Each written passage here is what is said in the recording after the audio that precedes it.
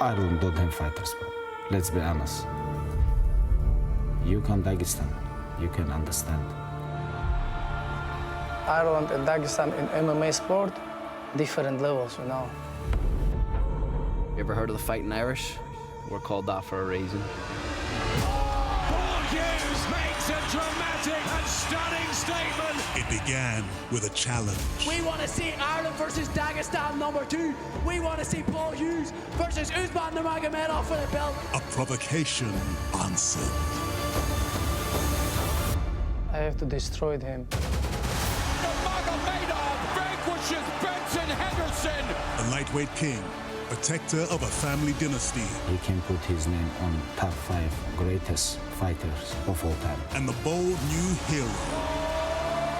Undaunted, unrelenting. Paul Hughes realizes that this is his moment to show people what he's fully capable of. They represent more than themselves. It's my duty now to prove myself right and to prove my nation right. It's Dagestan versus Ireland. This guy is not my level. The champ versus the challenger. There's going to be a change in his attitude. In one of the world's most remarkable cities. It's the fight for the lightweight crown. It's gonna be dark room for him. And there it is. Usman Nurmagomedov getting it done. An amazing victory. This dark room where I'm living. Nurmagomedov versus Hughes.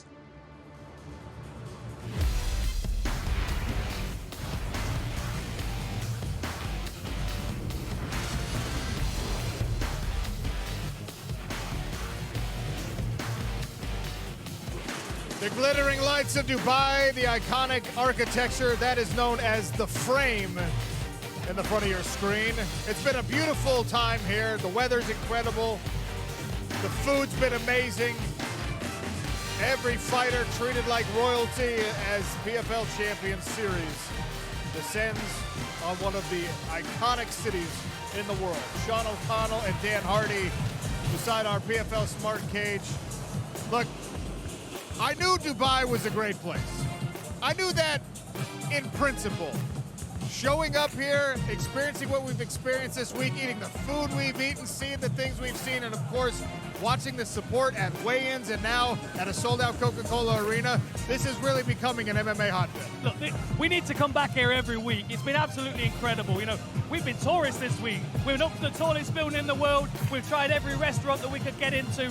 It's been absolutely incredible, honestly. If you've never been to Dubai, you've got to come here. And you've definitely got to come here when we have a PFL event, because this Coca-Cola Arena is absolutely packed right now.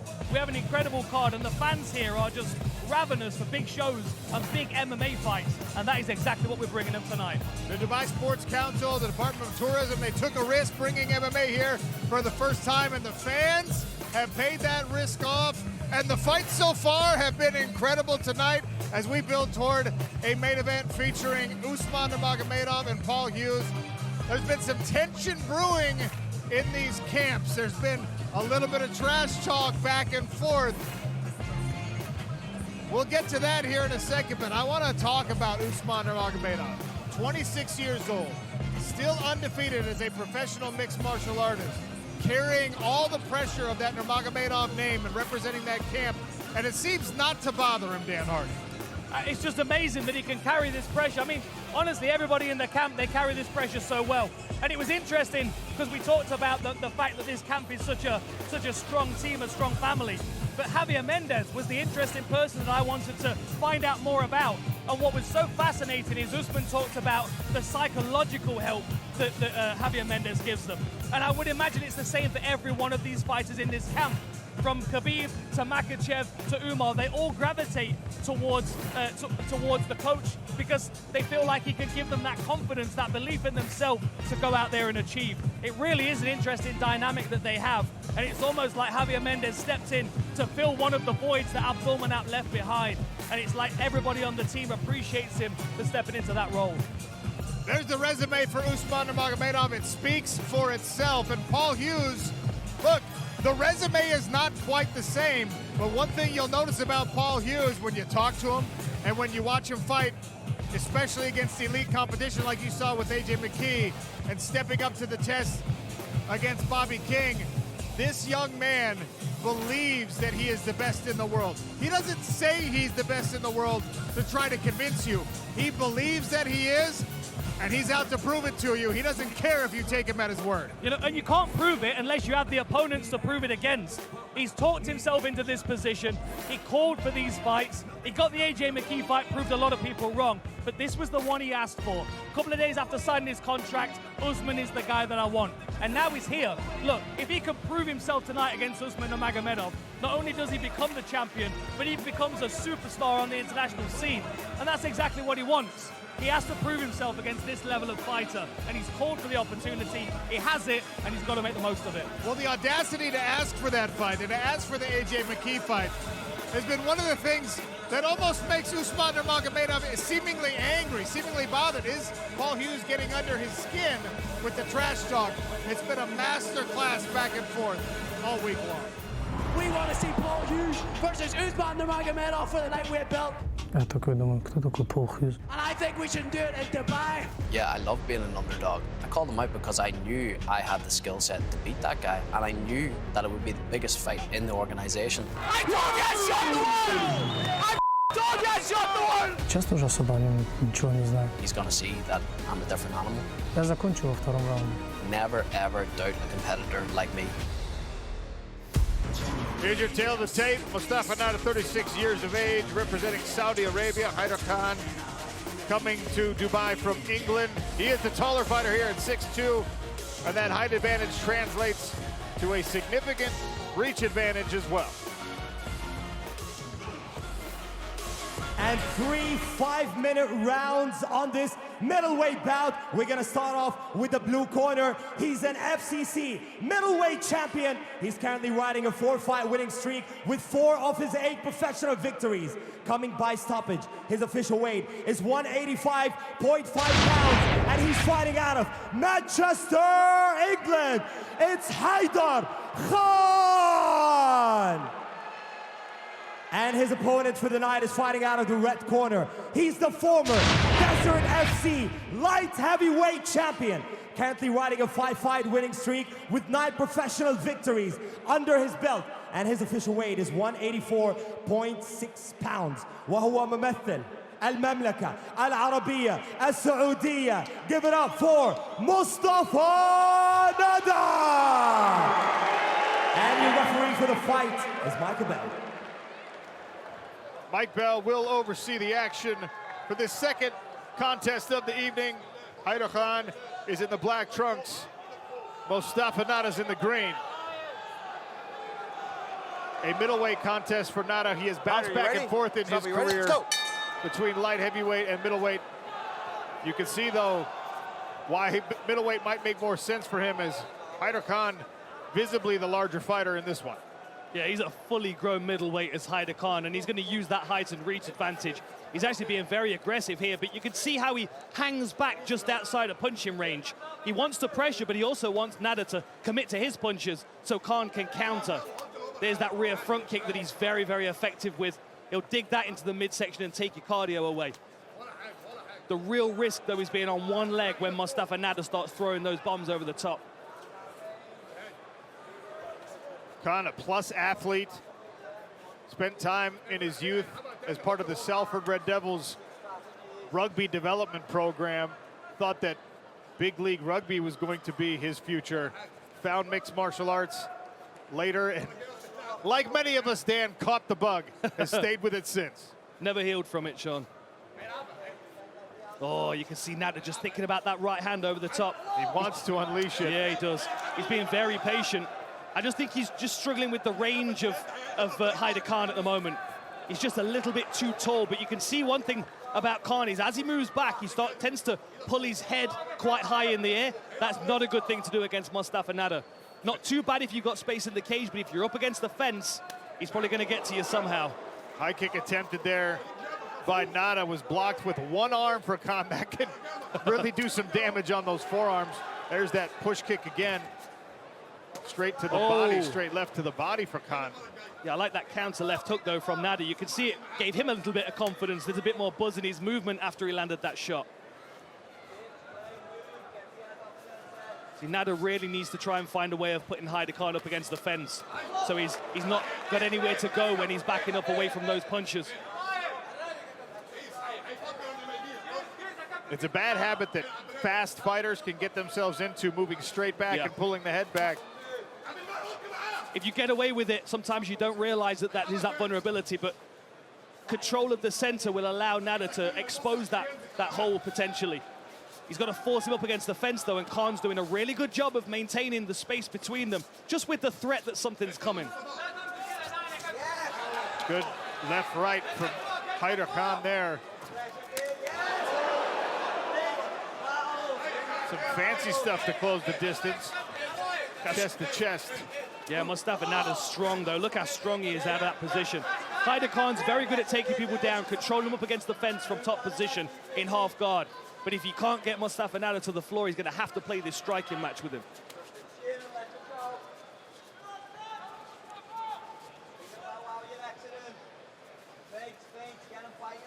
A lot of respect from both of these guys for each other. I was about to say the same thing. You're noticing, I mean, we've seen in his past performances, Mostafa Neda will just kind of wade forward, knowing that his power is going to prevail. Obviously, Haider Khan's got his attention. Oh, what? Broken arm. Perhaps, and there it is. There's a bend in the forearm where there's not supposed to be for Mostafa Neda. That's a fully broken arm. Hold on. That is a fully broken arm. My goodness, what a kick that was. It went straight through his forearm as he did that front kick snap at the center. Well, Dan, we warned against blocking kicks with one arm. On the opposite side, it was Haider Khan who blocked the high kick attempt with his right forearm. This time, Mostafa Neda catches that shin, and the left arm gives way. And that does look like a tib-fib There break. it is. It's like a down block. He tried to down block it, but you can see how he's holding his wrist straight away. He feels that instability. One of the bones, at least in his forearm, is broken. Oh, both of them. That's both. Both of them. Man, look at that. What a powerful front kick from Haider Khan. Man. Look how he picks it back up and puts it back in place. You can see it bend as he puts it down, and he goes and grabs his wrist and he pulls it back up to realign the bones. My goodness. How tough my goodness. is Mostafa Neda? Just matter-of-factly looking down at his own broken arm, and that's going to be the end, fellas. Man, you got to love adrenaline.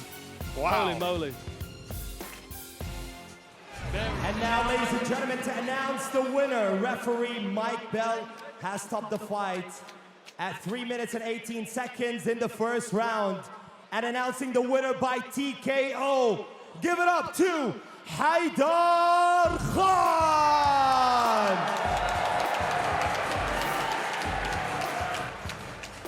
Darth Haider. Love the nickname. Yeah. Incredible performance by the young man from Greater Manchester. Man, that was insane. It was a beautiful kick as well. You could see him stab into the midsection with it. And as Neda went for that down block, and the thing is, like, I've done years of Taekwondo where I am taught that down block. Now we know that's not a thing to do in martial arts, right? Not when you're fighting Haider Khan. Tail of the tape for this one. Akhmetov, 31 years of age. Mike Thompson is 37. Thompson is the taller fighter here, but the reach advantage belongs to the man from Uzbekistan.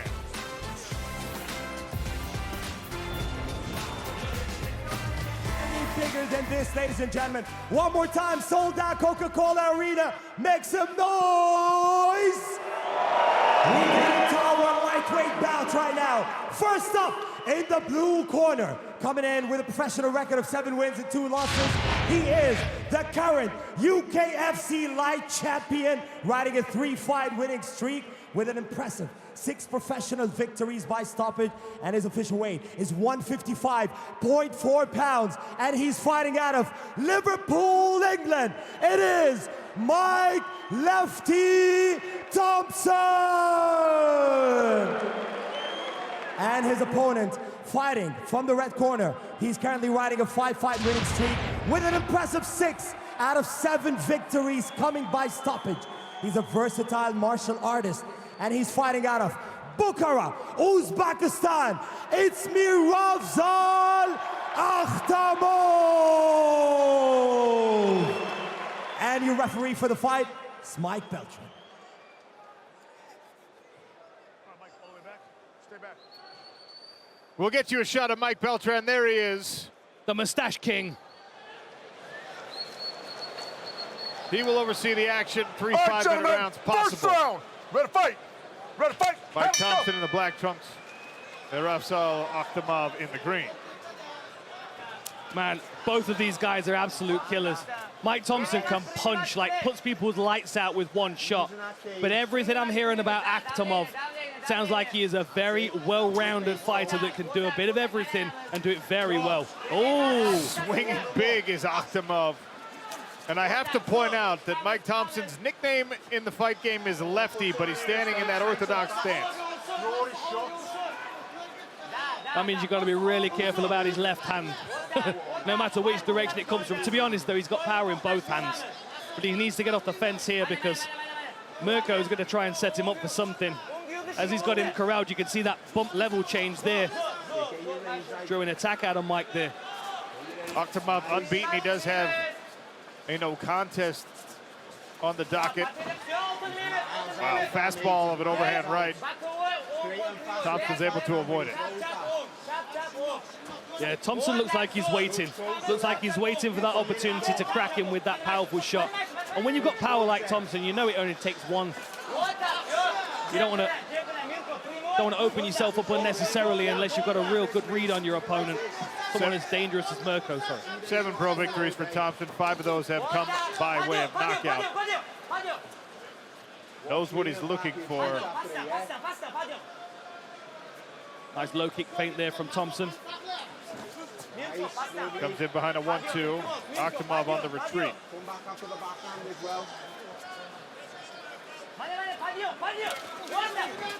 Oh! Good left hook there from Lefty. You can see the power of Thompson every time he lands. You can see it just like knocks his opponents off balance, even if he lands on their guard. And look at the swelling already on the left calf of Akhtamov after only a couple of kicks. Man, just missed. A lot of mean intentions on the strikes from both of these guys. Jason Tan in the corner of Mike Thompson as well. Happy with his work so far.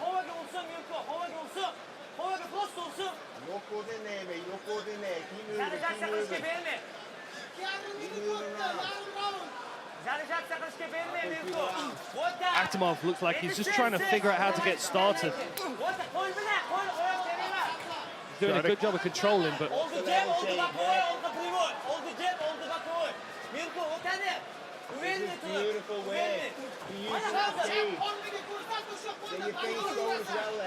Excellent distance management there by Thompson. Retreated a little too far and bumped into the chain link. Yeah, they've both got good footwork, and Mike Thompson can step through with his punches as well. So even though he's fighting in an orthodox stance now, he can step through and punch from southpaw. And as I said, power in both hands. Doesn't matter which stance he's in as long as he's connecting. Oh, nasty left on the end of that combination. I gotta believe somebody's gonna fall down after a couple more of those clashes. Kind of feels like that.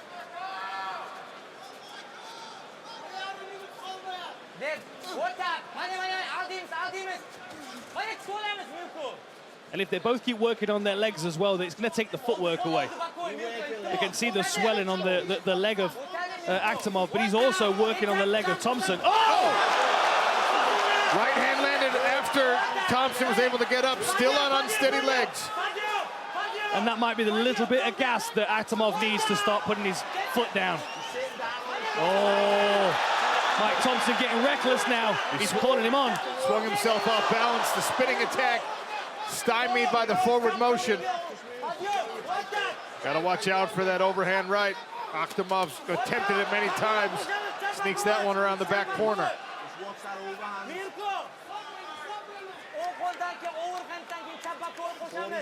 You've got so fewer options when your back's up against the fence.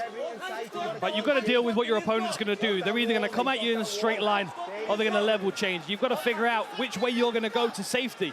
if they throw a left hook or right hook, you can move straight onto it. If you get your hands up, you might leave yourself open to a level change. Thompson just struggling to get to him right now.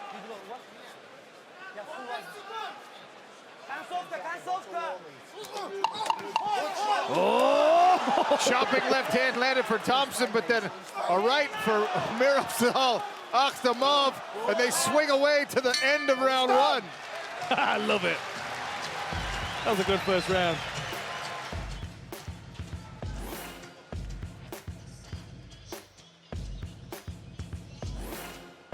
All right, look at this. As soon as they came in, they started winging. You could see that short right hook from Akhtamov, though, and then he follows up with another right hand. Just a little bit too wide sometimes, and that was where the short right hand landed from Thompson down the center line. The corner of Akhtamov, happy with the handwork. Again, he'll be in the corner of his cousin Usman in our main event tonight against Paul Hughes.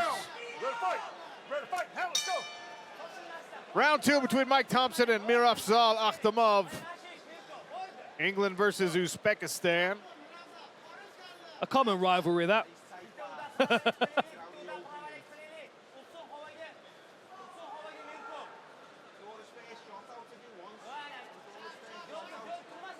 Man, both of these guys are they're just so tentative to uncork a shot because the other one's got such power in their hands. They both take a real good shot.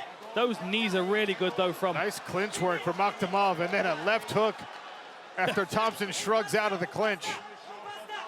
Oh! Right crunch. hand straight up the middle. That took his legs away. Thompson looks unstable on his legs. Akhtamov can't get too overzealous here, though. He might leave himself open to one counter punch. That's all it would take. Mike Thompson still dangerous, but eating some big shots. A left hand lands for Akhtamov again. How did he take that? Man! And now he's throwing back.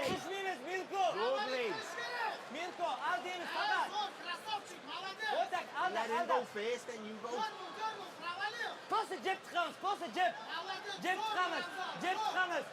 What's the level change? Where's the left? Where's the left? Where's that? Akhtamov able to work around behind Mike Thompson. Big lift, plants him on the mat, and straight over into mount.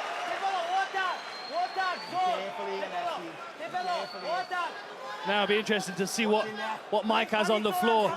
Jason Tan in his corner is a jiu-jitsu specialist, powerhouse black belt. You know that Mike Thompson's going to be put through the ringer on the mats, but he's taken some shots and he's dazed. Is that going to change his reaction times when it comes to sub-defense?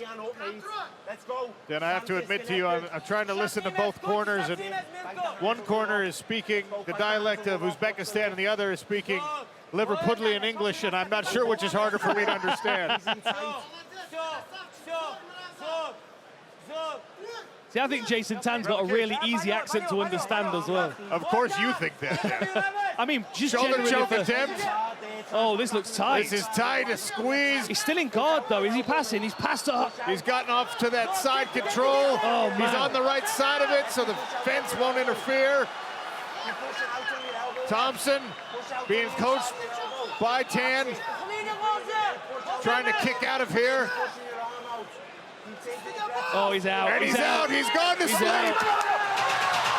Mirafzal Akhtamov chokes Mike Thompson unconscious.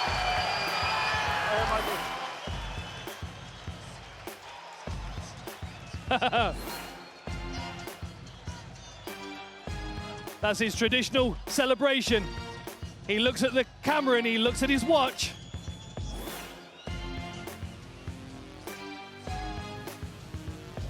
Valiant effort by Mike Thompson. You could watch him giving every last bit until no quitting him at all. The sweet darkness embraced him. Oh man, look at that. Right shovel punch to the jaw. Bang, straight up the center line with that rear uppercut. Beautiful work. And then we're going to go into a takedown after this mad flurry that we see, these power punches being thrown. Big suplex, you can see that body lock, drives him to the canvas. Mike does a good job of breaking his fall there, but it didn't take long for Akhtamov to start working into this arm triangle position. He's got that wrap around the neck there. He's driving in with his hips as well, so there's nowhere for Mike Thompson to go. Look at this, the hip is super close here. He's got the wrap around the neck. He's squeezing the life out of him, and that shoulder pressure down, that's what's cutting the air supply off. Beautiful submission, and Mike, credit to him, he did everything he could to get out of it. Took a nap.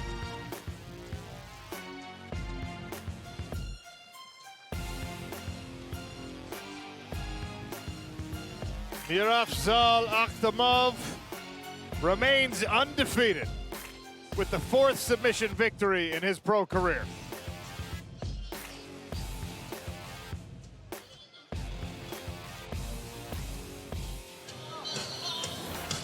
And now, ladies and gentlemen, referee Mike Beltran has ended the fight after 2 minutes and 50 seconds in the 2nd round. And the winner, with a head-arm choke, representing Bukhara, Uzbekistan, it's Mirafzal Akhtamov!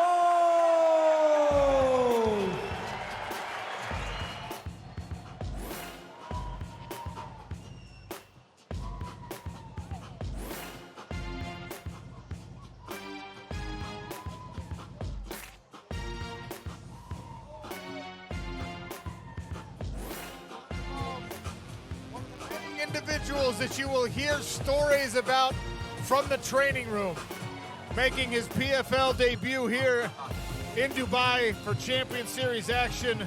Impressive with that technical submission victory. Separating Mike Thompson from his consciousness with the shoulder pressure and the head and arm choke.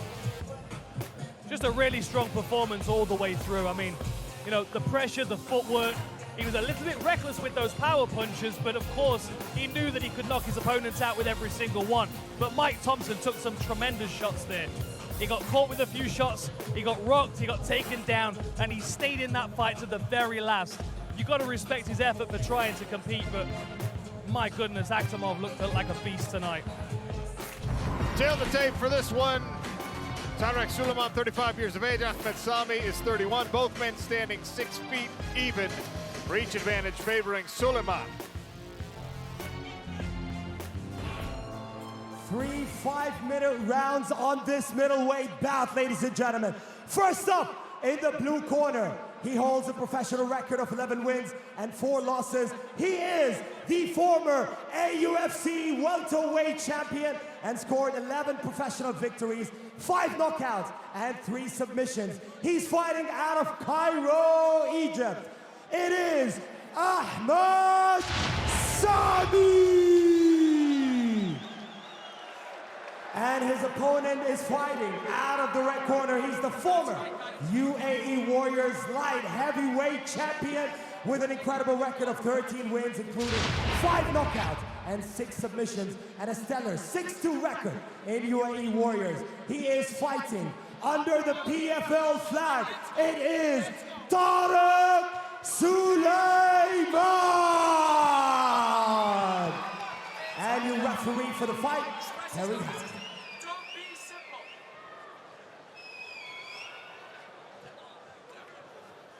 Ahmed Sami's in the black trunks, Tarek Suleiman's in the green. Kerry Hatley will keep everything in order. Ready? Ready? It's good work. Touch of the gloves.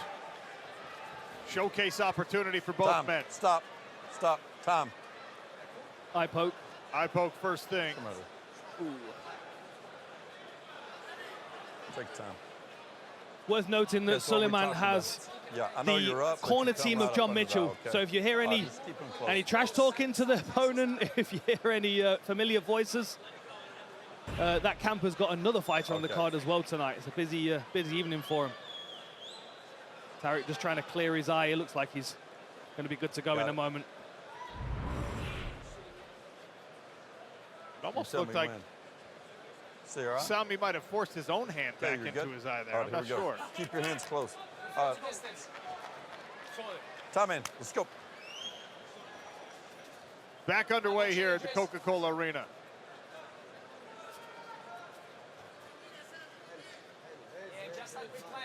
See Sami's very, oh, look at that. Straighten on a single leg. Gonna try and get to the back. Can Sami get free here? He's got to be cautious he doesn't get Don't suplexed. grab the cage. Don't grab the cage. Suleiman trying to get the hands together. And he's got it.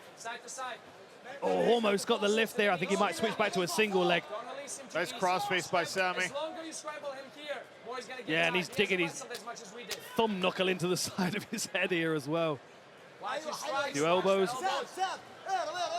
Force your opponent to move, they do. Hey, do not grab the cage. Oh, nice turn on that takedown by Suleiman. Well done, just turning the corner and now reaching over the head. Oh, he's on a neck here. This looks tight already. Trying to grab a guillotine choke. Ahmed Sami's got to be really careful here. He needs to be hand fighting. I think he's waiting because he feels like he's in a safe position. But if he moves, he might find himself in a worse position. This might get more dangerous for him if he tries to scramble. Beautiful work there. Keeps his head position, lands a knee to the body. He's down. And Sami's going to circle. Nice knee to the body again. Good frames here from Ahmed Sami. Experienced work there for Ahmed Sami. Recognizing that Suleiman was grounded. Referee confirmed it for him. And when he threw the knees, he threw them to the midsection rather than the head. Sami now on top of Tarek Suleiman. See Tarek with this wrist control. Looks like he might try and stuff that, go for a triangle, but Sami's wise to it. Beautiful work passing. Oh, and these are big shots. The side mount technique that you do. I think he's going to try and work a choke here. Watch the eyes. There's a choke here. He is. Look. Oh, he tried to reach and grab the inside of his own thigh with the arm trapped in there. I see so few people even try that submission. It's very difficult to get. Shane Curtis, I remember, strong grappler from the UK. He uses that technique. Nice frame on the chin here to drive his head back. He's trying to free his head right now. Watch the eyes. Sami really mixing it up, hammer fist, and then drawing the left hand back to throw it. Got that smother as well across the mouth, across the nose, making breathing difficult. Old school. Dan Seven to be proud. Suleiman now looking again. There's that submission attempt. This is what they were asking for. Sami appears wise to it, tried to post his own hand on the chin. It's almost like a false triangle. I don't know if he's gonna be able to get it from this position. I feel like Ahmed Sami's too low to his hips. I think he needs to be more perpendicular with his spine in this position if he's gonna get the choke. He's got a bind on that leg still. Nasty right hand and a good left elbow behind it. Ahmed Sami putting on a little ground and pound clinic here. That was a solid little elbow as well.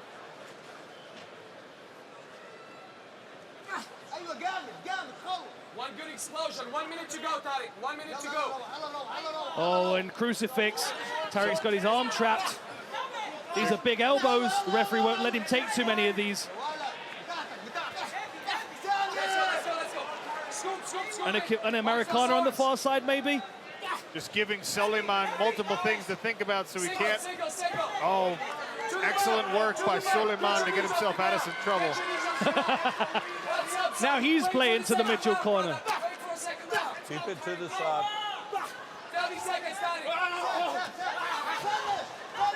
Oh, that looks like Tarek's in pain. 30 seconds for Sami to flurry. And Tarek Suleiman not offering a lot. Just as the referee calls for more, he grabs that underhook. Look at this ground and pound from Ahmed Sami. This might be the end. Sami's got heavy hands. Tarek Suleiman warned several times, and just at the last second, he'll move enough to prevent the stoppage. He might get saved by the bell there. He's not looking too good. He's got to get up of his own accord. They can't help him up here. It's and off. that fight is waved off. It is over. Good call. Kerry Really good Hatley call. has stopped the fight. Great work by Kerry Hatley there. And Ahmed Sami doesn't know it yet. He's looking over thinking that this next round's going to start and his opponent's beaten. And he doesn't know he's already won the fight.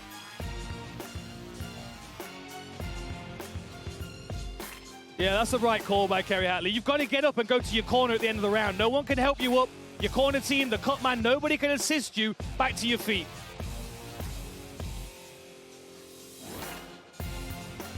And now he knows. Ahmed Sami with the delayed reaction. Finding out he's victorious. TKO. So here we go. You can see Suleiman driving forward, trying to get to the legs, and a beautiful knee to the body there from Ahmed Sami. Then he starts to create space with his forearm. He's going to drive his opponent out with space. Oh, here's another look at the takedown here. He does a lovely job of turning the corner. Watch this, 180 from Suleiman. Gets his opponent to the floor, but Sami just never gives up. He constantly keeps working, keeps grinding, and at the end of the round, he's landing these thunderous elbows and punches. Big wind-up. That's the end of the round. Sami goes back to his corner, and Suleiman turns to his belly. He comes to his knees. You can see the corner team, the doctor, come in, but nobody can help him up. He doesn't get back to his feet. The referee calls the fight. Great work. Heavy, vicious ground and pound from Ahmed Sami for the TKO finish, the 6th knockout victory of his pro career. Saif Al-Naji makes it official inside of our PFL Smart Cage. And ladies and gentlemen, 5 minutes into the first round, announcing the winner for this middleweight bout, representing Cairo, Egypt, it is Ahmed Sami, the winner by TKO. We'll take a look at the tail of the tape. Interesting matchup here. You'll see with these numbers. Ibra, 20 years of age. Kenny Mokhonoana, only 27.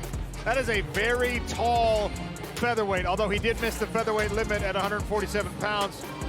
Ibra didn't even think about turning the fight down despite the missed weight. He said, that's fine, it's a catchweight, we'll contract it. But look at the reach advantage for Kenny Mokhonoana. And it's time for keys to victory. So for Ibragimov, he's got to pass the guard on the takedown. He doesn't want to get tangled up in guillotines. Control and strike from top position, and then top position submissions, arm triangles, etc. For Kenny Mokhonoana, long-range counters, use those long arms, sub-attacks in scrambles, guillotines, etc. And then if he lands on the bottom, he's got to be active. He can't stay stuck there. The tension is heating up here at the Coca-Cola Arena in Dubai for our first major MMA event. First up, in the blue corner, he holds a Bellator record of 2 wins and 1 loss, and all 5 of his professional wins have come by knockout of submission. With 4 of those finishes happening in the first round, he weighs in at 147 pounds, and he's fighting out of Dublin, Ireland. It is Kenny the Black Diamond Mokhonoana! And his opponent is fighting out of the red corner, undefeated with a perfect professional record of 8 wins. He's a former KST lightweight champion, now riding a 2-win run in the PFL with a first-round submission victory in the PFL Europe debut. He weighs in at 146 even, and he's fighting out of Dagestan, Russia. It is Ibragim, the Mauler Ibragimov. And your referee for the fight is Mike Beltran. All right, Kenny, back it up.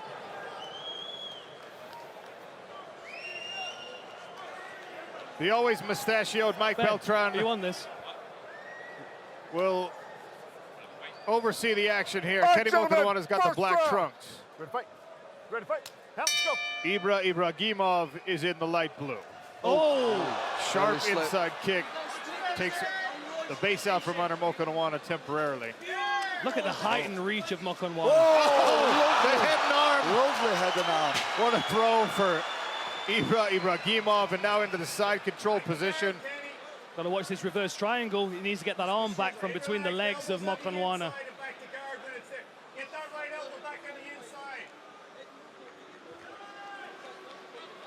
Ibra's got to be cautious because Mokhonoana might try and start to stuff that head in between his legs, get that inverted triangle. It's going to be very difficult to finish, but it could find him tangled up in an awkward position for a good couple of minutes. Yeah, Ibrahim doing the right thing here, staying in top position, relaxing, slowing the fight down a little bit. Kenny's got to be careful trying to just spin out, give up his back. John Cavanaugh in the corner of Kenny Mokhonoana, asking for him to work a sequence. Kenny's very active off his back. I noticed that in his previous fights. He never ever sits still. Real tricky opponent from the bottom. Trying to stuff that right arm, excuse me, left arm of Ibra. Yeah, active with a guard and flexible as well. You'll see him climbing these long legs up around the shoulders and trying to lock his opponent down. Here he goes again. Yep. Difficult opponent at featherweight as well when they're tall like this. They move around, he moves really well from the bottom position. Nice elbow from the bottom too, from Kenny. And there's a lot of limbs to control as well for Ibra, right? Ibrahim on the shorter side of featherweight, so you know these long limbs are really tricky to get around from bottom position. Working to stuff that wrist again, but I think if Kenny can clear the head, he's going to go for a...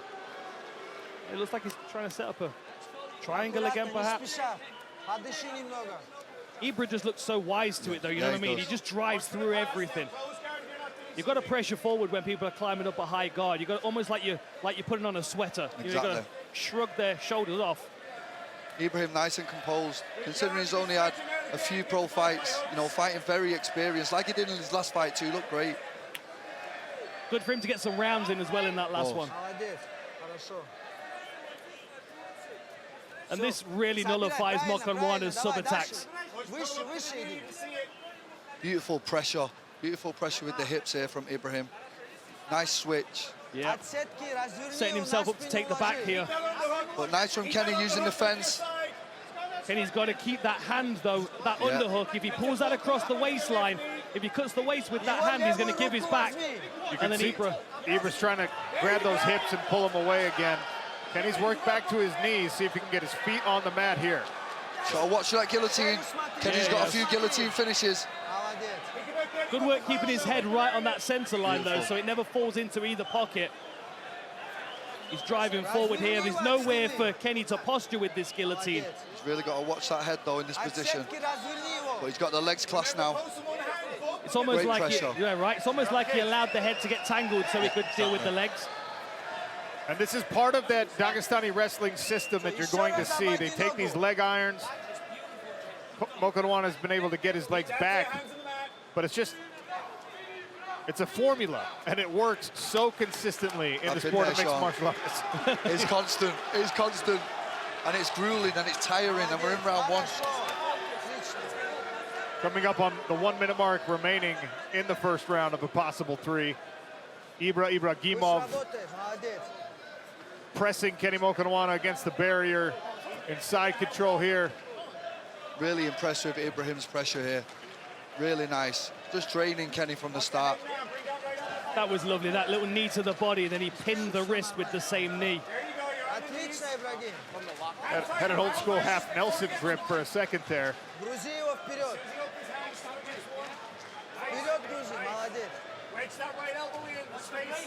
Good work by Kenny to get back to his feet again, see if he can take this seatbelt off. But he can't. That return for Ibra. Good knees, good pressure, great pressure from Ibra. Great round one. The game's cyclical as well, isn't it? There's never an out to it. It always tangles you and turns you back into the same position. And I'll tell you one thing that's really interesting for me, guys. He knows the game so well. He knows what he's supposed to do so well. His corner has just been silent the whole first round, just watching Ibragimov work. Wheel kick to close it. Look Back how to the composed he corners looks. they go. Round two next. We know that's where he wants to fight. That's where he's most comfortable. Oh, Oh, and again. Again Same with the start. inside kick. Beautiful. Big elevation. That's how you do it, ladies and gentlemen. And a slam from Really nice. Ibragimov. Really, really nice. Mokhonoana not yet letting go of the neck. Yeah, he's got to get that head back into the center line. Mokhonoana is going to keep that chin cap on. He's going to try and keep control of that while he establishes the other hand to grip. But as soon as his back's up against the fence, the ability to guillotine really disappears. Especially with the way Ibra will use his legs to shelf the legs of Kenny Mokhonoana. Not allow him to contact his feet with the mat, create any leverage. John Kavanagh watching on quietly. We're back into Ibrahim. Trap, as I like to call it here. The legs are now iron. He's going to pull the wrist away. He's going to flatten Kenny again. And it's really difficult to get out of this position. We've seen it in his last 2 fights. He puts you there and you just can't get out. We've not really seen anyone get out of it yet. It's the Ibra game, that's what we'll call it. I'm sure he'll claim it as well. It's beautiful. It is, it's really good to watch. It's like your legs are in stocks, like old medieval stocks, and you just can't move them anywhere. Really is impressive. And it forces you to turn and give your back as well, doesn't it? He's so smooth with it, Dan. He's one of the smoothest I've seen with it from that gym. And now he's taken the back of Kenny Mokhonoana. He'll try and push his back vertically up to the face and higher on the chest. Mokhonoana says no, no. Too high for that choke to really sink in.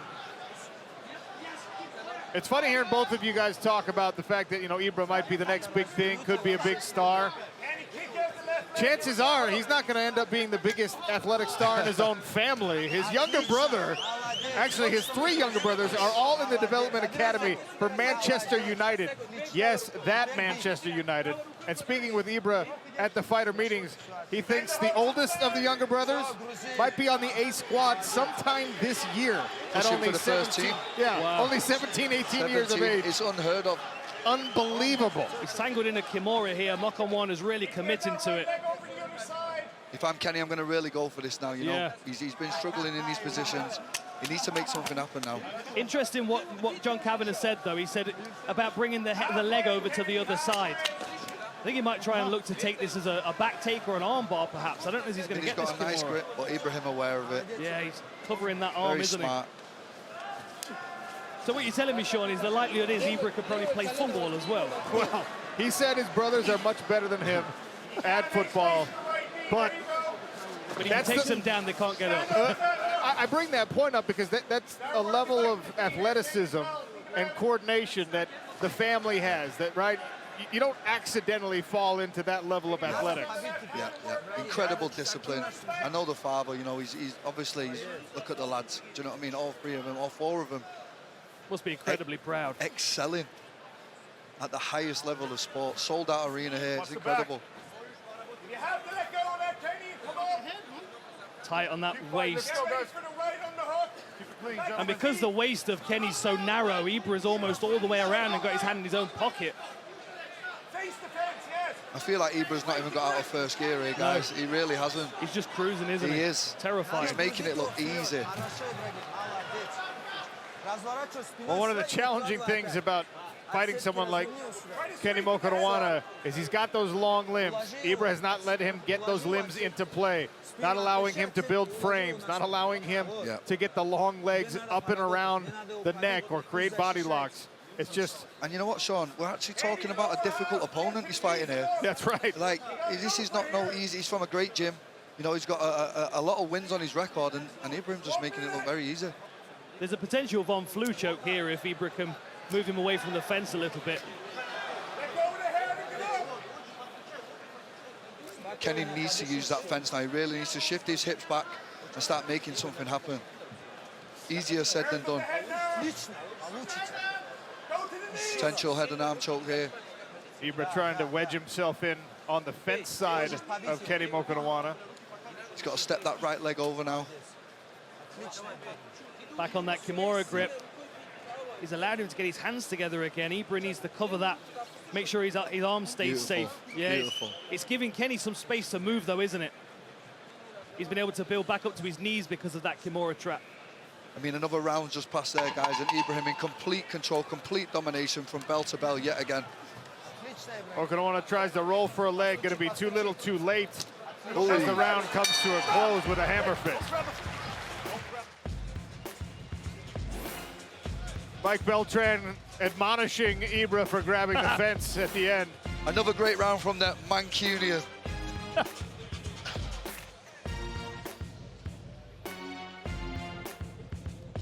Speaking of Mancunians, if you're wondering whose voice that is on the broadcast, that's Brendan Loughnane, former PFL featherweight champion. He's trying to angle in for Dan Hardy's job, and Dan is just welcoming him to the broadcast. Absolutely. Absolutely, he does a fantastic job. We're getting there, Dan, bit by bit.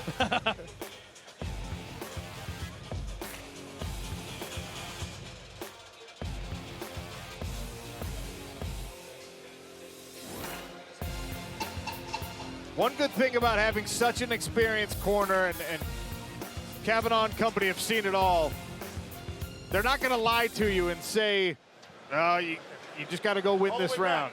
Time to go for broke, gentlemen. Kenny knows that he's got to get a finish. And I'm swinging right now. Right. That's all I can do. All limbs. That's it. Elbows and knees. That's it, Dan. You got to go for it. All right, gentlemen, third final round. Ready, fight.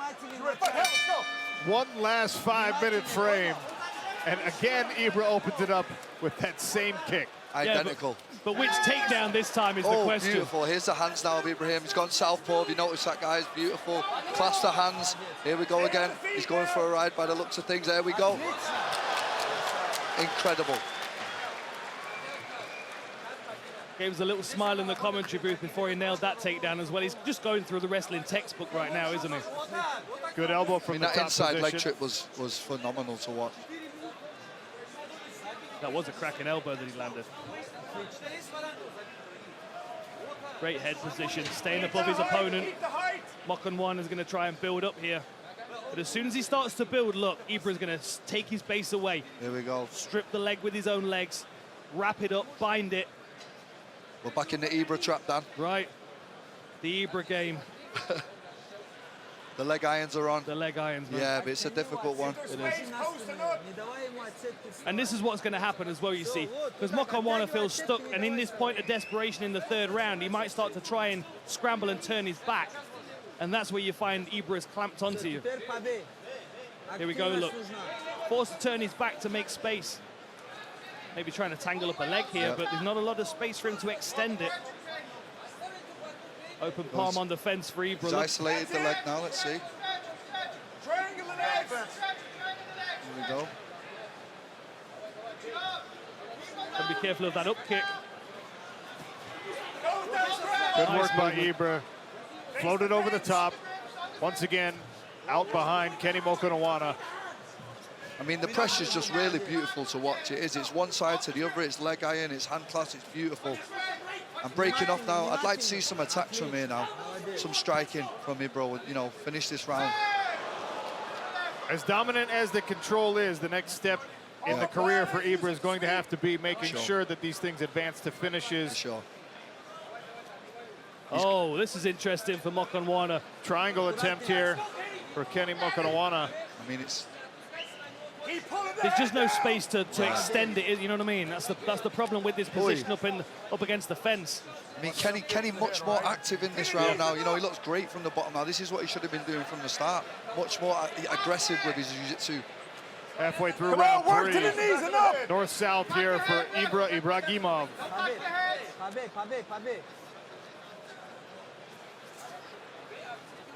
All the way. Come on, Kenny, move. Big effort now. Back up. Posting up. All right, let's go. There you go. Stand. All the way. Face the fence, working the grip. Here we go now. But then think about the discouragement if he's taken down almost immediately again. Beautiful work by Ibra. It really is beautiful to watch. It's incredible. It's just so fluid as well. It's not even a technical understanding of wrestling. It's mechanical. He understands what limbs need to be stripped away. And Dan, with him being so young, it's scary, you know? Once he starts adding these submissions and the ground and pound into his arsenal. Even just growing into his body, you know what I mean? 20-year-old, imagine him 4 or 5 years' time. Ibra with old man strength? Oh, no. No, thank you. I'm going to re-retire. and you know, as well, with the level of discipline in his household, you know what I mean, with his brothers and his dad, and it's just, the sky really is the limit here. Yeah, that's a good point. And the fact that he can outsource his training whenever he wants to Makhachkala. He can go back and he can train in Dagestan. And if he ever feels like the wrestling is slipping or he's getting away from this system that has been so perfected, he can just hop a flight, and that's where his roots are. Are you trying to say the wrestling would slip in Manchester, Sean? Well, that's not what I was implying, but because you said it, it's not what Manchester's known for. Beautiful. It's a little suplex for style point. So nice. 45 seconds left. Go for this Dagestani handcuff, but Mokhonoana is keeping his elbow close to his chin, ribs. Workman-like performance here from Ibragim.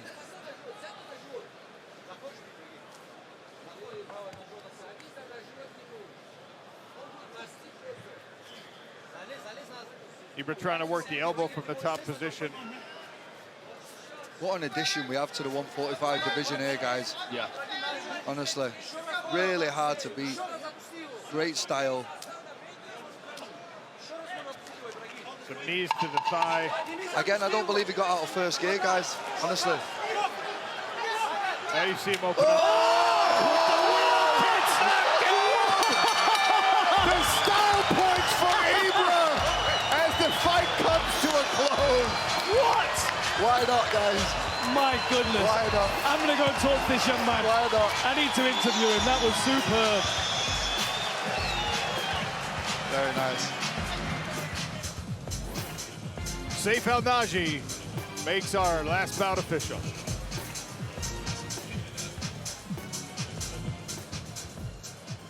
And now, ladies and gentlemen, we are set to announce the winner for this featherweight bout. The fight has taken its full course, and with that, we head to the judges' scorecard. All judges have scored 30-27, and the winner by unanimous decision, still undefeated, Ibragim the Mauler Ibragimov!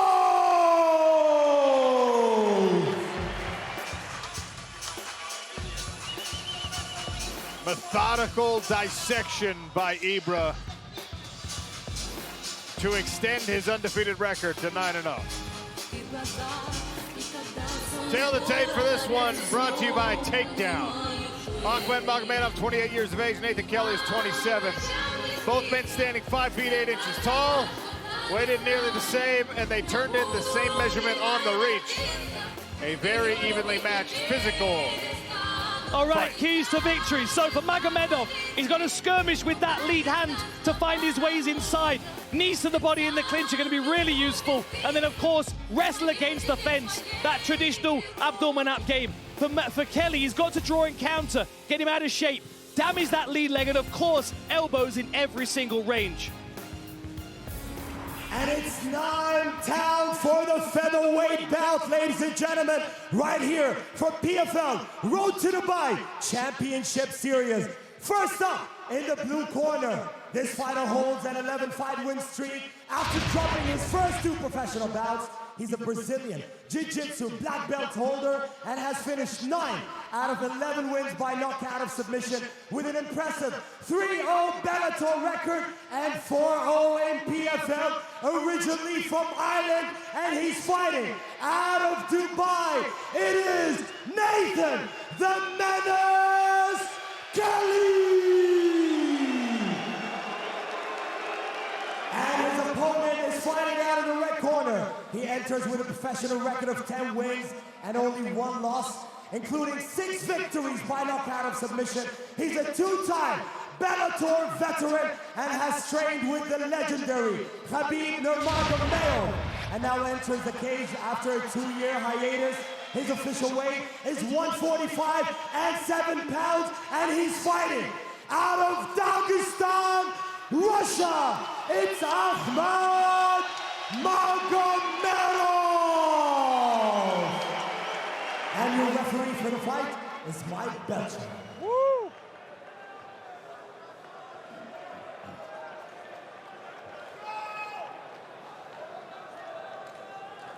Kelly will be in the black trunks. Magomedov in the light blue. Mike Beltran to oversee the action. First round. We fight. Ready to fight? Now let's go. Nice hand movement.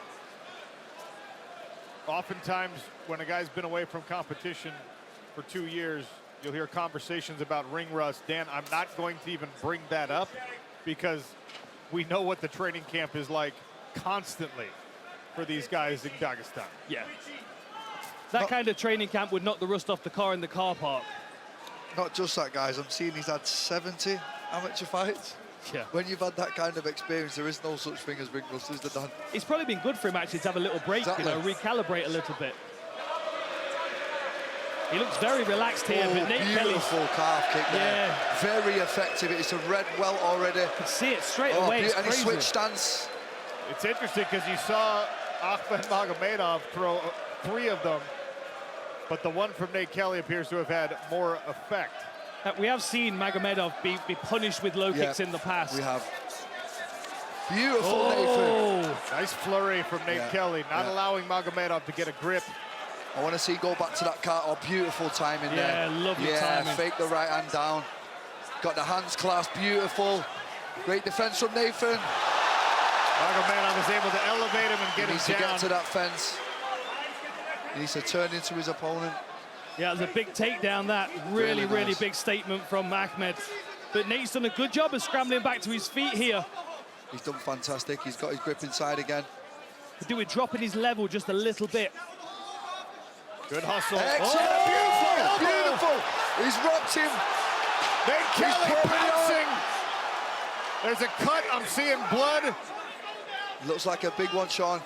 Ahmed tried to elevate him with those butterfly hooks. Great work by Nathan Kelly, driving himself back, but he can't get tangled up in a grappling exchange here.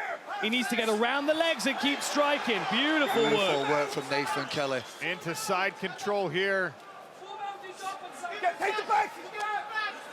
Slick. Here we go. Throws the hook in on the back. Great control. Great back control from Nathan. Quarter Nelson. Quarter Nelson.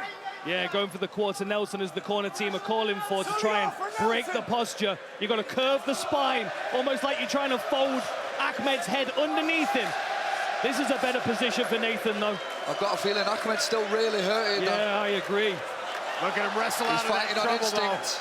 But that instinct can be tremendously effective when he's got wrestling instinct. Especially when like your hands are clasped down. Right.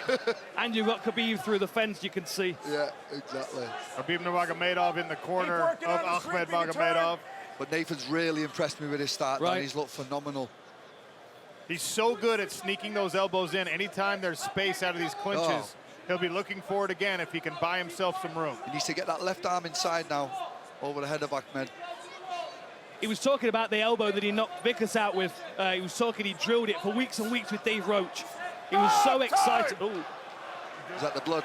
Oh, no, groin shot. No. Stay right here. Stay right there. He was so excited to use elbows, and now obviously is really making it a part of his game. What an elbow that was, Dan. I can't wait to watch that one back. Maybe we can get a closer look at this cut. It is right on the eyebrow, so not the type. No coaching, guys, please. Not the type that'll stop a fight necessarily, unless it continues to open. You need to stay over there. You walk around. You have time, okay? I'd really like to see Nathan go back to that calf kick now, keep his distance. There's a look at the unfortunate inside shot. Hey, no from coaching on Ahmed this side Magomedov. either. All right? Hey, guys. Yes, sir. Everyone's pushing their luck with the coaching. I'll tell you what, Mike Beltran's fired up to Right. You okay? All right, no rush. You ready to go? He's an want some intense more time? referee. I like his style. I Me do. too. You're good? Okay. You can tell he's a police officer, can't you? Pick him up. Okay, pick him up. All right. You ready? Here's the restart. Here we go. Back to the action with 1:45 left in the first round. Beautiful timing. Wow, timing Perfect. on that. Easy drive through. And similar to Ibrahim now, he's locking the legs up. We've seen it time and time again now. You good? Look the pose. Yeah, Nate's got to look to build up onto that arm, but of course, if he starts to turn towards that arm to get his knees underneath him, that's where the Dagestani handcuff comes in. Exactly. Great job by Magomed, controlling the legs. That's it. Bump and pull and leg out. Nathan needs to bump. Great advice from John there. He needs to bump, get his hips to the fence, and up. There we go. He's doing it. He's doing it. He needs to take the risk and get up. That's it. There's the back exposure that this style of wrestling so often forces an opponent to fall into. Now a full mount for Ahmed Magomedov. It's almost like when you get caught in these positions, you have to accept the toll for getting back up is to take a few shots to the face. A lot of people stay in these positions because they don't want to take those punches. But ultimately then they end up stuck in these positions. It was a great start from Nathan, but Ahmed has really pulled it back in this round. Oh, there's that Dagestani handcuff. Look at that strain it's putting across the deltoid of Nathan Kelly. Gotta be careful with that right arm. 20 seconds, Nathan. He's got that handcuff really behind his back there. It's right up the back as well, isn't it, beautiful. man? Looks like Nathan's working to get it free, but he can expose his back in the process. Yep. Short time. Ahmed with some amazing top pressure there. Yeah, really impressive. And the elbow may have woken him up a bit. Magomedov will finish on top of Nathan Kelly. Back to the corners we go. Oh, here we go with some replays. Are you taking these, Brendan? I mean, listen, that was absolutely, did you see the way he turned that back arch down? It was beautiful. Ahmed jumped on the back. Beautiful positioning there from Ahmed. Really impressive. Kind of woke him up with that elbow, didn't it? I mean, 2 years out the cage, he needed a bit of a wake-up call, didn't he, Dan? And he got one in Maybe the form of a Nate Kelly elbow. So now Nathan Kelly in his corner, with plenty left to fight, obviously, 10 more minutes possible. Cannot just simply bank that he won that round because of the big moment and the big elbow. Much slower start from Nathan Kelly in this round, guys. I wonder if the wrestling's draining him now. And he's also felt this pressure as well now, so there's anxiety associated with this. He knows he's got to get back to his feet, otherwise it just slowly gets worse and worse. I feel like Ahmed did really well to weather the early onslaught, and now he's really showing his skills on the ground here. You know, he's putting him against the fence. He's now classed the legs yet again. It's beautiful positioning from Ahmed. Real tough job here for Nathan Kelly to keep getting back to his feet. Really draining. We could see from the start of the second round, it's really took its toll on him. Only a minute into round number 2. Hand, Nathan. Don't make it easy. Keep trying to come up at And Ahmed Magomedov has Nathan Kelly firmly in his control. The leg irons are on. Come on, there it's coming. There you go. That's it. Good effort. I like John's advice, don't make it easy. That's what he has to do. Nathan has to bump and shrimp now. Here. He has to. A lot of the time it's just not being accepting, is it? Exactly, Dan. You've got to keep moving in this position. And this is what you do so well. You never accept being stuck in a position like this. I mean, I try my best, but it is hard, Dan, with these guys. It really is. You both hands now. You both hands for balance. Putting a lot of energy in here. Right in front of his own corner, Nathan Kelly listening to the coaching. Dave Roach and John Kavanagh had to give up his back here. Left arm of Ahmed Magomedov snakes around, and then Kelly. And there we go with that Dagestani handcuff yet again, but Danny gets it right up the back. I love the way he's doing that. He's not just trapping it, he's going right up the back of it, making it extremely hard for Nathan Kelly. Like twisting it to put strain through his shoulder as well. And the thing is, what that's going to do with Nathan's posture is it's going to expose more of his back. He's going to have to turn towards the arm that's trapped, which exposes the neck and the back. I mean, he's being very stubborn in this position, but he's also very stuck in this position. And anything he does to build up, it exposes him to a trap. Honestly, it's about as bad as it gets, this position. Shoulder right up your back, you know, half mounted. We've got an animated Khabib in the corner. Halfway point of the fight. 2.5 minutes gone in round 2. Focus on your breathing here as well. Ahmed Magomedov not posturing up much, but now he starts to work on the ear. There's Khabib Nurmagomedov in the corner of one of his students. Yeah, really tough position here for Nathan Kelly, but John's right, he needs to move, he needs to bounce, he needs to bump, he needs to shrimp down, he needs to keep it moving. He does, he looks stuck and drained, and honestly, he looks discouraged as well. He really does. Now he's giving his back because he's mounted, so as soon as he tries to turn to build up, Magomedov's on his back, and hooks are already in place. Gotta go to your knees. One motion and roll. Yeah, Nathan needs to move here. I mean, you know what happens sometimes? I don't know if you agree with me, Dan. Like, when you go for the finish early and you don't get it, you kind of lose that adrenaline. You get the dump, and that looks like what's happened here. Yeah. Nathan, he come out for the second round, he just didn't look like the first round at all. I think you're absolutely right. Incredibly discouraging when you think you've got to finish, and then it's not there, and then you have another 2 minutes or so in the first round, and potentially 12 more minutes in a fight. Yeah, I always remember, and this is the most extreme version of this same thing you're talking about, was Bisping versus Anderson Silva. Yes. Right, because Anderson Silva smacked him with that big knee, pretty much knocked him out, and Anderson Silva thought it was the end of the fight, so he ran and started celebrating. They had to get him down off the fence, and it was like his adrenaline was just gone from that point. Here we go, we might see the end here, guys. Nathan's trying. He's trying. There's just not a here we lot go. of room The for arms him. underneath, the arms underneath. This could be it, guys. Squeeze And that's the end, gentlemen. That is the end, gentlemen. Victorious after 2 years away. Overcome some early adversity as well. Amazing. Really did. Took that shot well. Yeah. Incredible work. Got a feel for Nathan Kelly here. And no ring rust at all. I mean, you know, not that elbow made a difference at all. I mean, you're going to get caught with something like that anyway. There was just no gaps in his game. Once he got going, he started to control Nathan in every single way. Yeah. Really, really impressive to watch. Some impressive performances from this gym today, guys. Yeah, absolutely. As is expected, really. Yeah, exactly. You know?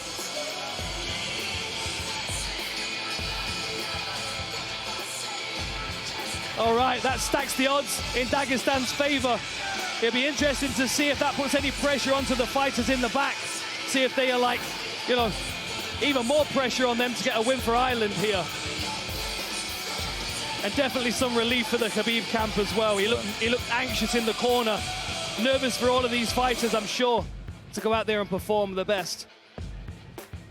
Ahmed Magomedov told us that he didn't just want to get a win, he needed a finish to feel like he was all the way back. He's able to get that against Nathan Kelly and snaps the 11-fight win streak for the Irishman. In the second round, after 4 minutes and 22 seconds, the winner by submission via rear naked choke, representing Dagestan, Russia, it is Ahmed Magomedov!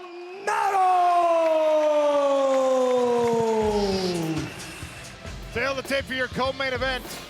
Vadim Nemkov, 32 years of age. Tim Johnson is 39. Johnson, the true heavyweight, is taller, weighed in very near that 265-pound limit, and has the longer reach. He is the bigger fighter. Can he make that size a factor? Keys to victory, so for Vadim Nemkov, he's got to strike and move, be the athlete, be the quicker guy. Head kicks after punches, the same thing that he won the title with. Wrestle when pressured, of course. Tim Johnson could put him under tremendous pressure. For Johnson, he's got to hold the center of the cage. Step it through with punches is where he really starts to catch people. And then if he can work his way into clinch and dirty box, that's where he can really put a beating on this guy.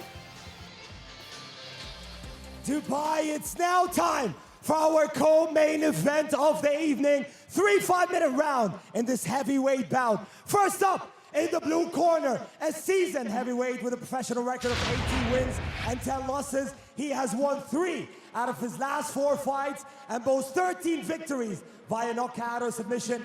He holds a Bellator record of 4-5, a UFC record of 4-3, and a current PFL record of 1-1. He's fighting out of Las Vegas, Nevada. It is Tim Fat Boy Johnson! And his opponent is fighting out of the red corner. He is the former Bellator light heavyweight world champion and Grand Prix champion. Undefeated in his last 13 fights, and he boasts a perfect record of 10 wins, no losses, and 1 no contest in Bellator. The 2014 Sambo world champion and a 3-time Russian national Sambo champion. Fighting out of Russia, it is Vadim the Machine Nemkov! And your referee for the fight is Kerry Hackman. Heavyweight action in our co-main event will be overseen by Kerry Hatley. Vadim Nemkov in the blue trunks. Tim Johnson is in the black. Pays off. You ready? You ready? Let's go to work. Johnson in the southpaw stance. Аккуратненько, потихонечку, подбирайся, по чуть-чуть. These guys have got a lot of respect for one another. Nemkov obviously knows Tim Johnson very well. Both are fighting his coach and mentor Fedor and one of his teammates in Moldavsky. Почувствуй его. I think we're going to see a high kick from Nemkov in a minute. На скорости. There is the last emperor, Fedor Emelianenko, considered by many to be the greatest heavyweight in the history of MMA. Cut him on the top of the head with that kick. That shin grazed the top of Tim Johnson's bald head, opened the cut. And that is where Johnson is so dangerous, in the chaos that he can create with a fight. Also, he's got a chin. You can really see the speed difference here for Nemkov, but Johnson, since he took that first head kick, it's almost like he's wide-eyed, he's focused now. It's like, right, I'm going to get you back for this. Blood trickling straight down the center of Tim Johnson's head. Nemkov seen something in camp with those kicks, maybe. Keeps trying the head kick. The last two, though, have bounced off the head, so Tim Johnson's now starting to feel quite confident. Drove that one into the midsection, which, of course, is one of the dangers when you bring the hands high. And there is that speed. Nemkov able to retreat, get out of the way. Good takedown here. Very slick. But Tim Johnson straight back up to his feet. Don't grab the cage, Tim. He's a big man to keep taking down. And this is one of the things when you talk about guys transitioning to a larger weight class, even though Nemkov has a lot of heavyweight training partners, if he keeps wrestling at this pace with a 265-pound man, can his gas tank hold up? Great work by Tim not accepting this. He told us in the fighter meetings he's got a PT test for his National Guard duties coming in a couple of weeks. So he's had to condition and had to run pretty heavily, even if he didn't get a full mixed martial arts camp in. His duties to the Army meant that he was getting himself in good shape. Don't grab it. Here's a solid knees as well to the legs. That really going to deaden the movement of Tim Johnson. Even if he is able to break and get back to a striking range. Nice drag away. Same takedown that Ibragimov was using against Mokhonoana. How about that? Talk about that for heavyweight flexibility. Body lock from behind, kick him in the head. Nemkov doing a really good job. Now got a hook in.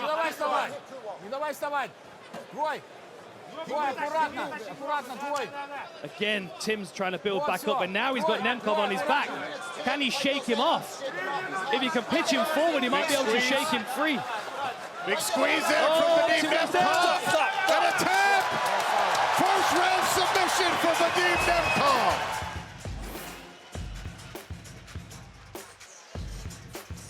Very impressive, clinical. Very impressive. Tim came in, he was game, he took that head kick, that first one, cut him open, but he kept pushing forward, and the next couple he bounced off his guard with confidence. But as soon as it came to the wrestling, even the stubbornness of Tim Johnson to keep building back up to his feet was just not enough.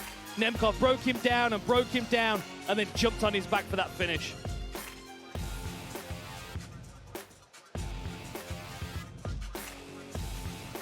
Vadim Nemkov puts the cross back on and the shirt and awaits an official call from SAFE coming up soon.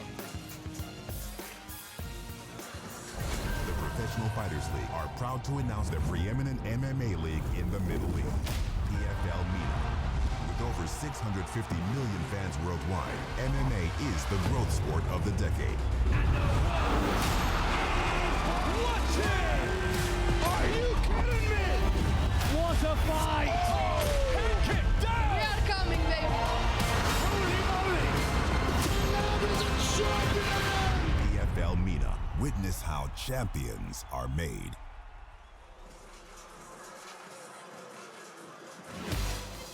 PFL MENA continues with another season.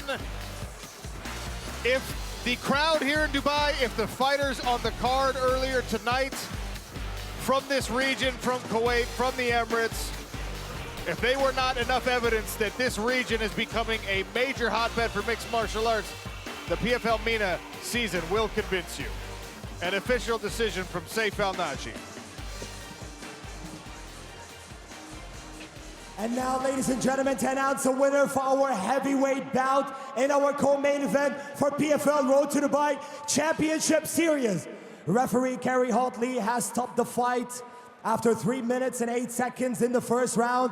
And the winner by submission with a rear naked choke, it is Vadim the Machine Nemkov! Time now for a main event tale of the tape.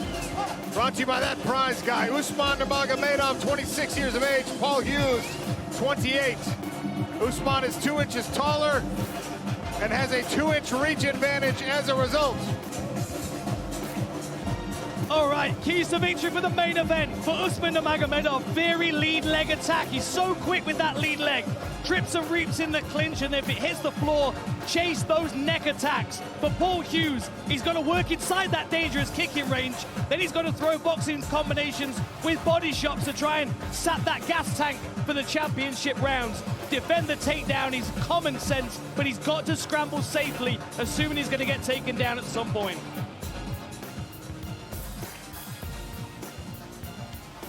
And now, ladies and gentlemen, this is the moment I've been waiting for. This is the moment you've been waiting for. This is the moment the whole world is waiting for. Dubai, make some noise for our main event! That's right, it's a lightweight world champion fight. First up, in the blue corner, he enters this fight with a phenomenal record of 13 wins and only 1 loss. He is the former Cage Warriors featherweight champion, currently riding a remarkable 7-fight win streak out of 13 victories. He holds 6 knockouts, 3 submissions, and he remains undefeated in both Bellator and PFL, and he weighs in 155 even. Ladies and gentlemen, fighting out of Belfast, Northern Ireland, it is Paul the Big News Hughes.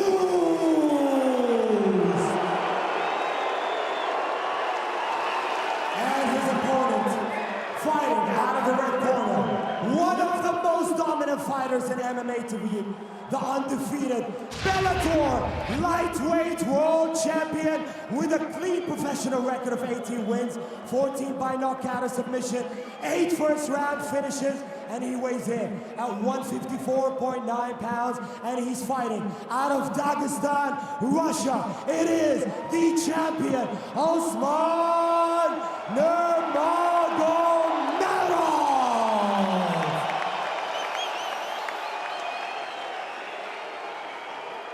And your referee for the fight, Mike Belcher. All right, gentlemen, been over the rules already. Protect yourself at all times. Obey my commands at all times. Touch gloves now if you want. The sound of the bell, come on out. Handle your business. Let's go. He knows he's been taught really well, Haider. You just got to stay on top. Paul Hughes in the black trunks, Usman Nurmagomedov in the white. 155-pound world championship slated for 5 5-minute rounds if necessary. All right, Mike Beltran to oversee it. Ready to fight. Ready to fight. Now, let's go. Southpaw stance for Usman. That's it.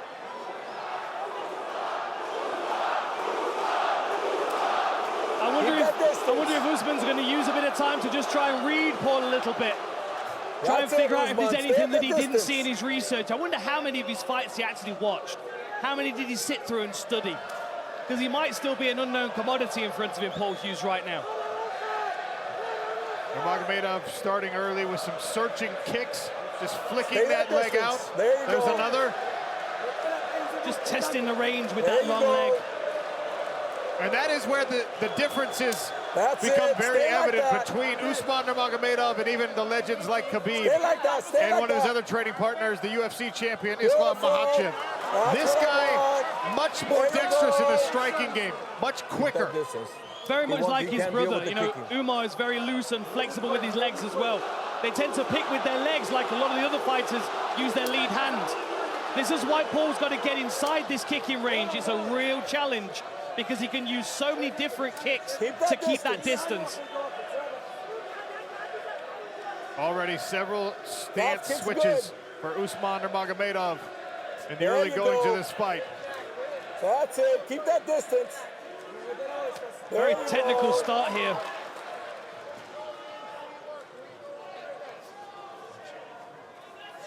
There you go.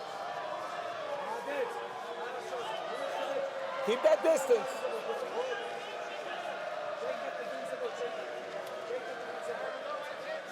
Habib in the corner of his cousin. Keep tearing that calf.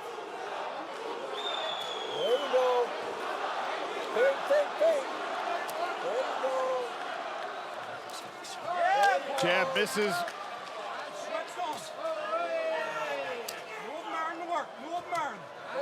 More work on the legs. Laser right hand from Usman Nurmagomedov. Very calm, technical. This is nice side kick to the midsection. One of the best weapons that Usman's got. Followed it up with the inside leg kick. There's the speed again, displayed on the jab. Distance.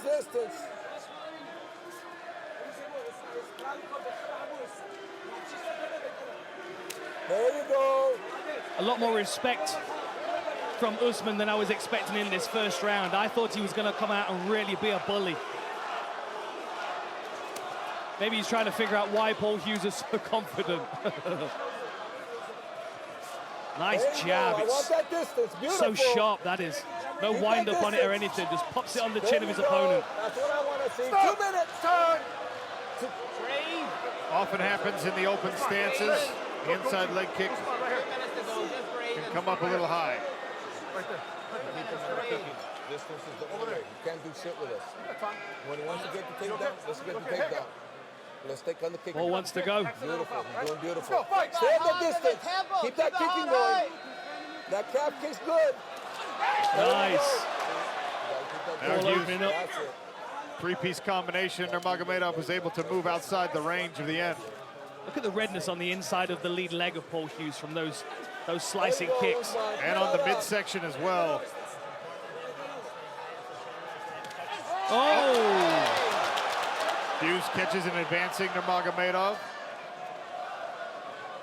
There you go. And unfortunately for Paul, he's got that skin complexion that shows every single bit of contact that he gets from the toes of Nurmagomedov. There you go. There you go. Nice lead hook kick. Don't see those very often in mixed martial arts.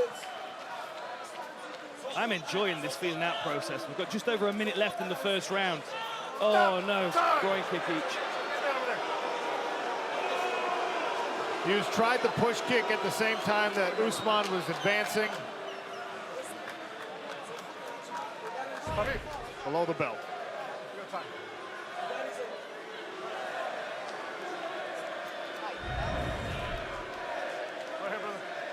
Time there, man. He's good to go. Ready to go? Ready to go. Hey, both of you guys, hey. Pick it up, all right? Let's go, fight! Distance. Goes for that front kick again. Paul's looking for that check left hook. He's got a very, very powerful left hook.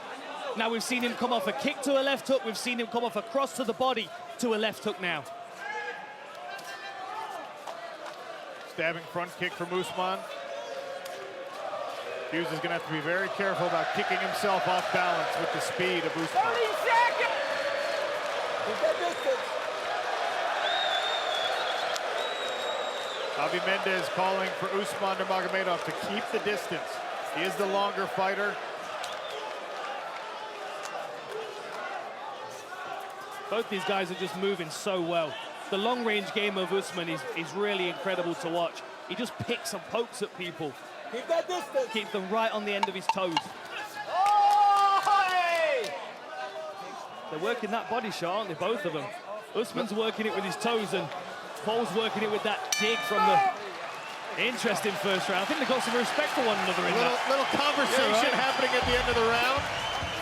There's a lot of championship knowledge and A lot. championship level experience there. An incredible amount, especially if you take into account the amount of times that Javier Mendez has been in a championship corner and a championship training camp. I mean, you think of Cain Velasquez and Daniel Cormier and Khabib and Luke Rockhold, and the list continues to go. Good jab there from Paul Hughes. There you go. Side kick again from Usman. Tries it now to the face.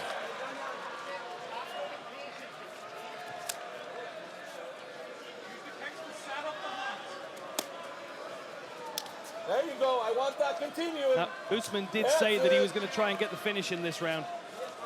Stay on that movement. Stay on that Little switch kick there for Paul Hughes. Off balance, Usman Nurmagomedov. Big swing and a miss. Usman down on the leg. Hughes, great job shrugging it off. movement. Stay on the movement. Stay on Two that confidence-building moments for Paul Hughes, the Interesting. Irishman. Shifts the dynamics slightly. Well, we saw that exact thing start to change the AJ McKee fight. Paul Hughes, can he plant seeds of doubt in the unflappable Usman Nurmagomedov? Good pressure in defense so far. Nice low kick as well. There's There a look you at go. that corner I was There you referencing. go. Habib Nurmagomedov in the foreground. Keep that distance. Islam Makhachev in the background. It's quite a corner when Islam's not even really allowed to speak. He's the third.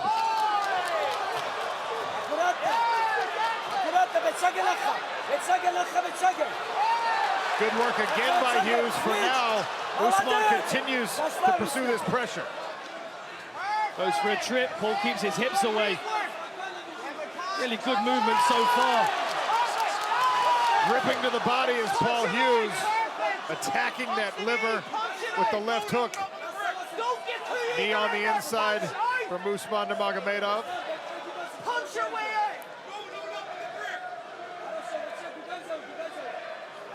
Perfect. That's your position. Go. Nice. There you go. Usman now digging to the body. There you go. Knees and punches. These are powerful knees as well. He's pulling himself into that knee with the underhook. Oh, and an elbow on the break. Looked like he was able to avoid the brunt of that. Some deep breaths from Usman. Sharp inside kick. Next one is checked. Yeah. Oh, and another level change, and Paul defends it. Dig shots to the body. Interesting. I love the counter Paul Hughes uses to that clinch. Dennis Siever used to do that. Just flail and punch your way out of it. There's the blue corner of Paul Hughes.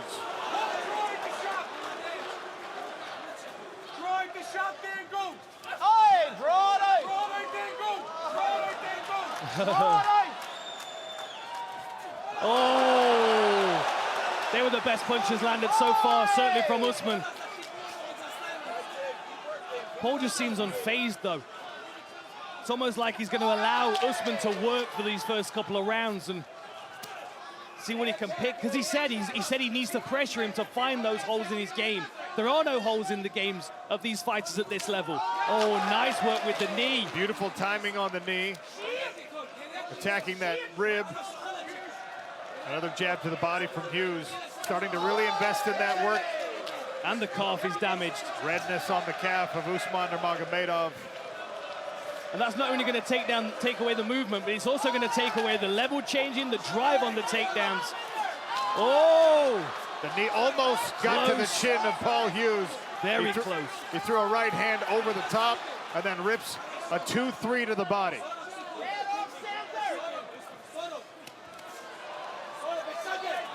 Loving that. Loves that clinch. Yeah, he loves that tie clinch. He's not really landed a great deal of clean knees from it, though. Paul's dropping his level and, as you said, throwing those punches. Reminds me of Vanderlei Silva, Guy Mezger as well. Ignore the tie clinch, just punch him with both free hands. And again with the calf. Now Usman trying to invest in some combinations and a big, deep breath. That leg is hurt. My goodness, that lead leg of Usman is really damaged. Look, he's struggling to step onto it. Starting to affect the footing. We'll see if the Hughes corner recognizes it. And the hands are starting to come down as well. Nice flurry at the end. A very interesting second round. Paul Hughes is making this more than a fight, but Usman Nurmagomedov, the speed still on display. What's interesting is those body shots are now starting to affect the posture of Usman as well. The calf kick, as well as the body shots, they're bringing his hands down, and now Paul's starting to come up with that left hook to the top. Let's have a look at this kick. Ah, interesting, a little bit of a jab. That was a kind of knocked him off balance like a teep to the midsection. And look at this beautiful scramble here. Usman did everything he could here to ground Paul Hughes. Incredible balance. Both men had some moments in round number 2 as we start the third frame.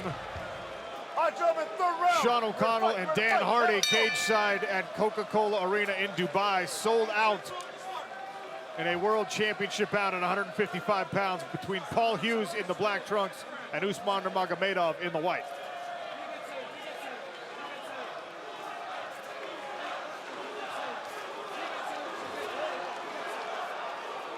Now we're watching for the calf kicks from Paul Hughes and the body punches. From Nurmagomedov, I'm watching the clinch work, that tight clinch where he's trying to drag Paul's head down onto a knee. I would add to it, Dan, that lead leg or even the rear leg potentially sneaking north, because Hughes is starting to reach down to try and address the damage on his legs. Don't be surprised if Usman Nurmagomedov feints a low kick and brings it up high instead. Dan Hardy, how many people in this building are surprised by how well Paul Hughes is doing right now?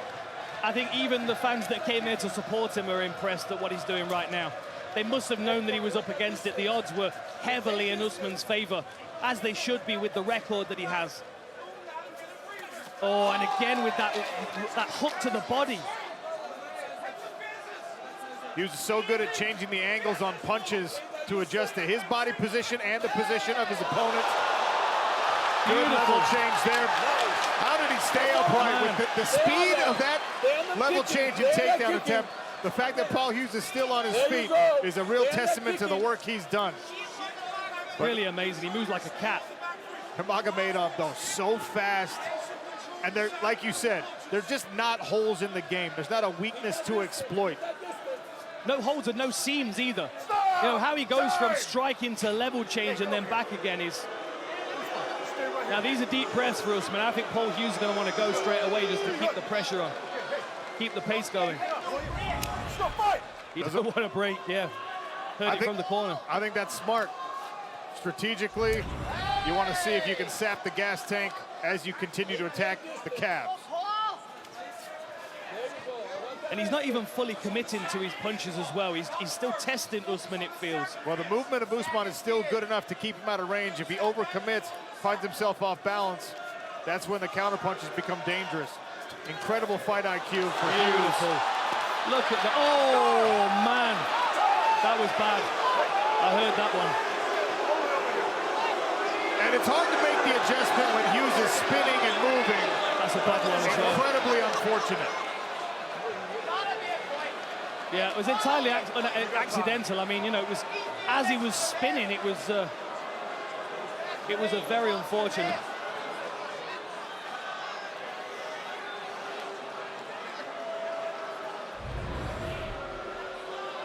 I mean, the benefit to Usman right now is that he is getting rest. The Hughes camp is saying that he's done this because he wants the rest. I don't think it was intentional, purely because of the speed of the exchange. But Paul's going to do everything he can to keep this fight moving. Stay right there. Point deduction. There is the point deduction. Wow. Point.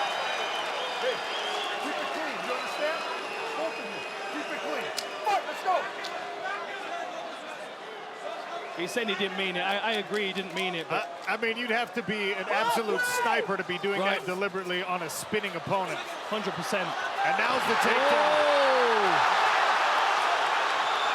Usman Nurmagomedov with the takedown. Can he stay on the back of Paul Hughes? It's incredible to watch Usman go from a strike to a takedown and back to striking again. It really is so fluid, seamless. Incredible that Paul Hughes is keeping this fight moving. Most people would be stuck here.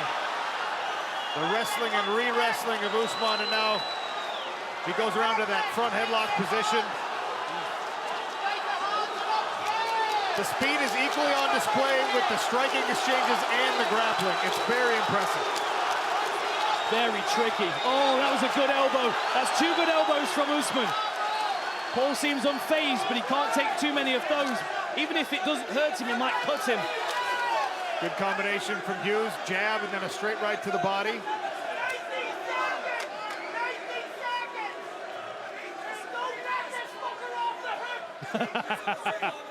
That was quite clear from the corner.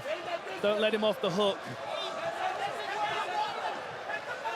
And that was a big energy expenditure from Usman Nurmagomedov on those takedown attempts. Of course, the same is true for Hughes to get back to his feet.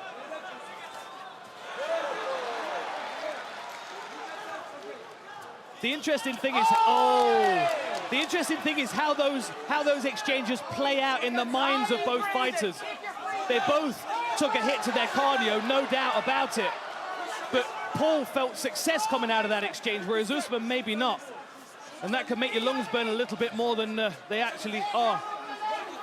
This is good work by Paul Hughes in the clinch. That rip to the body as Usman tries to push his head down where he can attack it with some knees. Beautiful work by Hughes. Now pressing Usman into the corner right in front of his coaches. Makhachev, Mendez, and of course Khabib Nurmagomedov. Another shot to the body from Hughes. And now the hook comes upstairs. The knee misses and is caught. Oh, that was a good knee from Usman. Smile from Paul Hughes. A big deep breath from both fighters in these final 10 seconds of round 3. This is getting very interesting. Another good shot to the body from Hughes. Uppercut to follow to the chin. And the smile from Paul Hughes. Into the championship rounds. 5 minutes in the 4th ahead. Usman Nurmagomedov in those white trunks defending his Bellator lightweight title. Paul Hughes, the challenger, accounting well for himself through the first 15 minutes.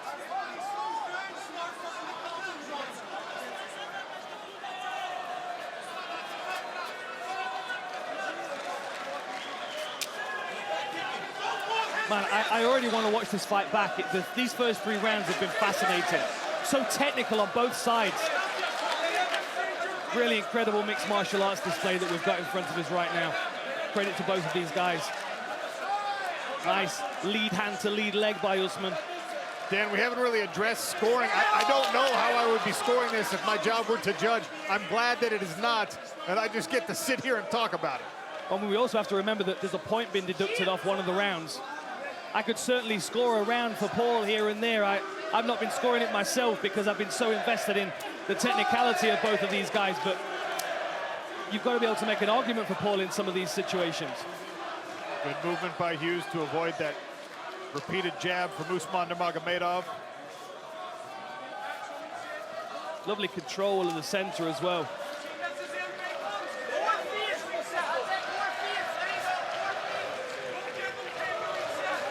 There you go. Mendez, Nurmagomedov, Makhachev all in the corner of Usman.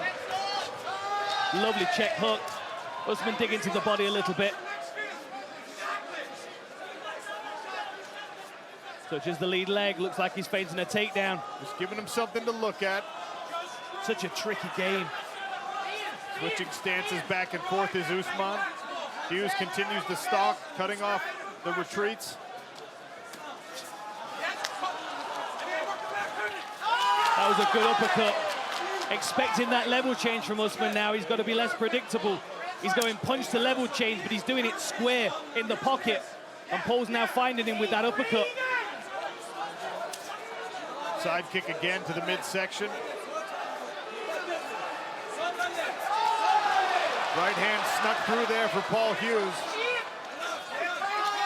Jab to the body, then to the chin. That's a fast jab from Usman. Calf kick on the cross counter. Very smart the way that Paul was building his game. Uppercut lands again. He missed the jab, but he landed the uppercut, and then he tries it again when Usman advances. Sharp inside leg kick from Usman, and a good jab behind it. A wee bit more feet. A wee bit more feet. Does he mean kicking or movement? Beautiful again, sniping with the cross. He's allowing Usman to go first, so he's countering. And I think at this point, Usman feels like he needs to go first because the fight might be slipping away from him a little bit. Good check on the inside leg kick. And Usman taking some more deep breaths. And we might be seeing good body kick from Paul Hughes. We might be seeing evidence of that thing we talked about so many times during the earlier card. Paul Hughes and his confidence able to instill just a little bit of doubt. They both got an eye poke. They both had a clash of heads there. I think Paul's bleeding. Yeah, they're both, Paul's bleeding here. Paul's wiping the blood and calling him on.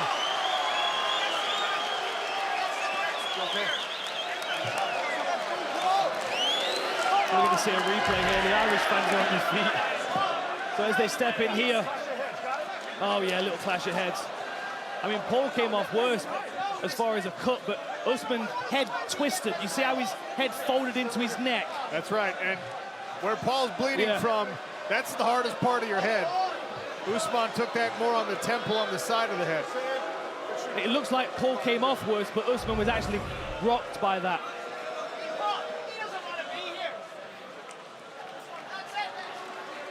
Right there. He has time. Hey, he has time. You understand? You stand right there.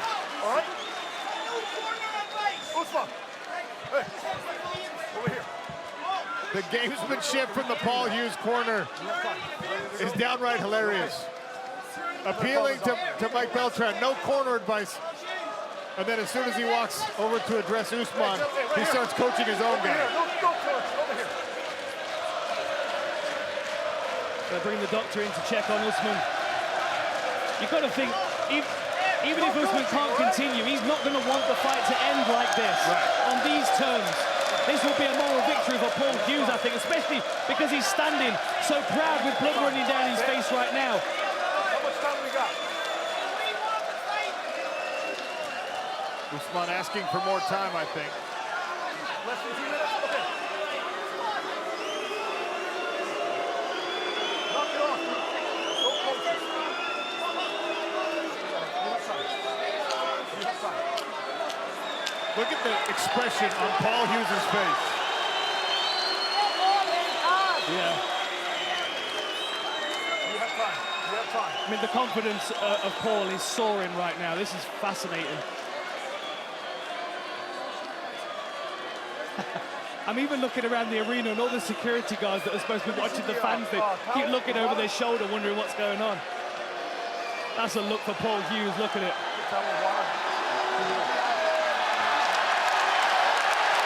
Hughes imploring the crowd for a little bit of energy, a little noise. A sold-out Coca-Cola arena, happy to oblige.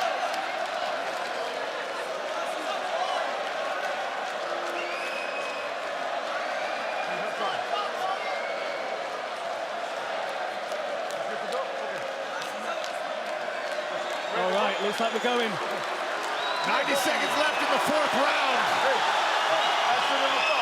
You've got to wonder how much the pressure of Paul Hughes standing there got Usman to get back into the fight as quickly as he has. You've also got to wonder how Usman's going to respond if he takes some more shots.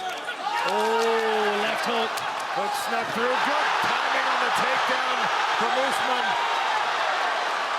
Usman's got a minute to work here.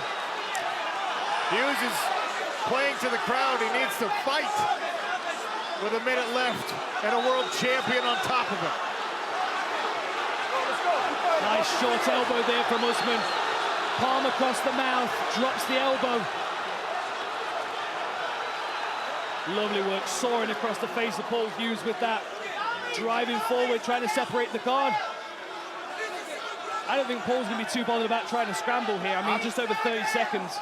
Dan, I'm surprised by it because these rounds are all very, very close, and he does not appear intent on even trying to get up, conserving the energy for a 5th round instead. You've got to also wonder, though, I mean, we've not been scoring it, but you've got to wonder whether Paul's kind of keeping a track of this fight in his own head. He's got the point deduction, he's going to be confident that he's been landing good shots. He might feel like just burning this next 10 seconds here is fine to get him into the 5th round. He has avoided most of the damage. Good elbow from Usman there as the round comes to a close. One more round from Dubai. All right, gentlemen, 5th and final round. Ready to fight? You ready to fight? Hell, let's go.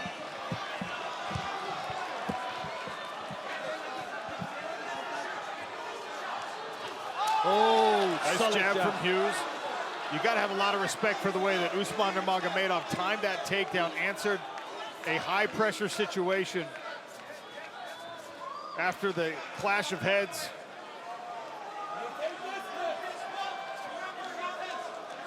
Hard to know who feels they've got momentum in this 5th round. The color of the inside of Paul Hughes' leg matches the tape on Usman's gloves. It's insane, the redness.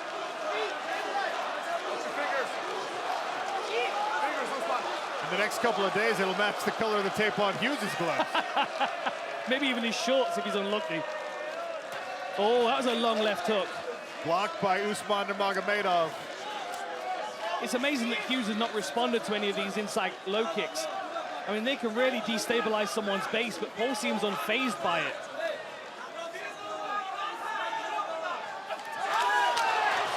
Oh, lovely twist round to the back by Usman. That was very, very slick. He was waiting for it, the commitment from Paul Hughes, so he could have a takedown opportunity. Good work by Hughes. Reaching back. Solid knee to the thigh. Paul's gonna spring back up in a minute, I think. But he can't take too many of these. Cannot spend too much time here in a close fight. The Coca-Cola Arena crowd loving the work from Usman Nurmagomedov.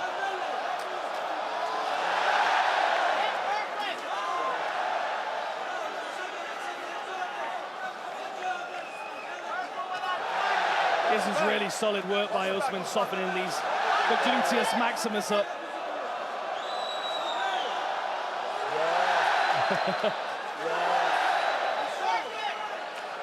There you go.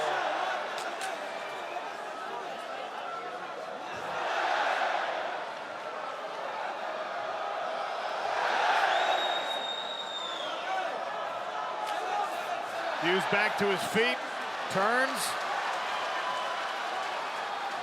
His wrestling's been quite incredible, Paul, I'll be honest. I mean, most people get dominated by Usman, and Paul's at least maintained the competitiveness in these scrambles. Usman remains one step ahead, though, even after the great scramble from Paul Hughes. The wrestling is just so fluid, isn't it? I mean, it's just one to another, it never ends.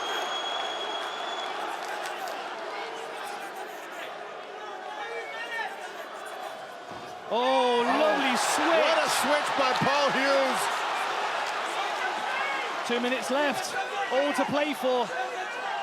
I don't think either of these guys can be confident that they can walk away with the belt.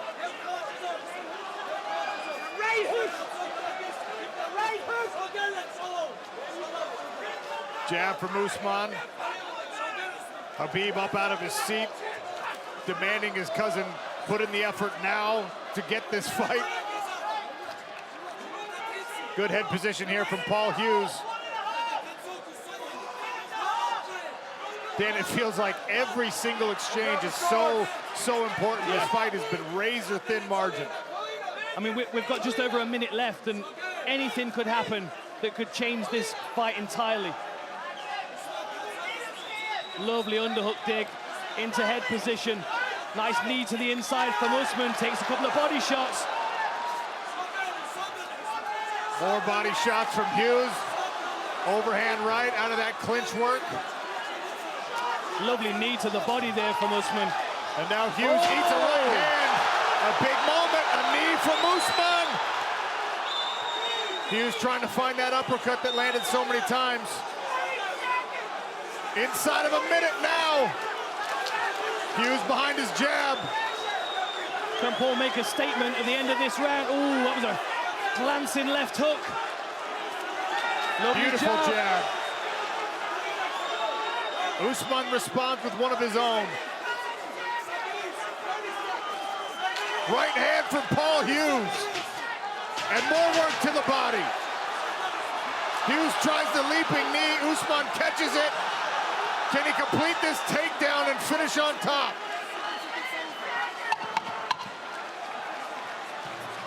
Another switch from Paul Hughes. What timing! Ripping to the body and swinging away to the final bell. What a championship fight! That was incredible. What a fight! Incredible fight between Usman Nurmagomedov and Paul Hughes. Wow, yeah. Dan Hardy, I'm shaking. I'm shaking. What a fight that was.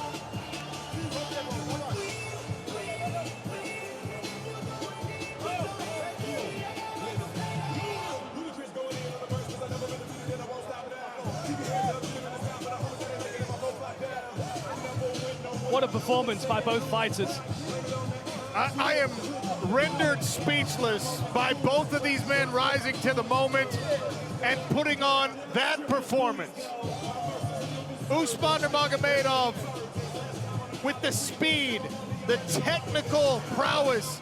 Paul Hughes continuing to show perfect recognition of the situation, knowing the right time to counter wrestle, ripping the hands to the body, the uppercuts that found home. And it seemed like every answer he had, Usman had a counterpoint to it. I can't wait to hear the scorecards. We've also got to remember there was a point deduction from a groin shot. That could factor in here. I want resolution on who gets to take home the belt, Dan, but I don't want either of these fighters to lose after performances like that.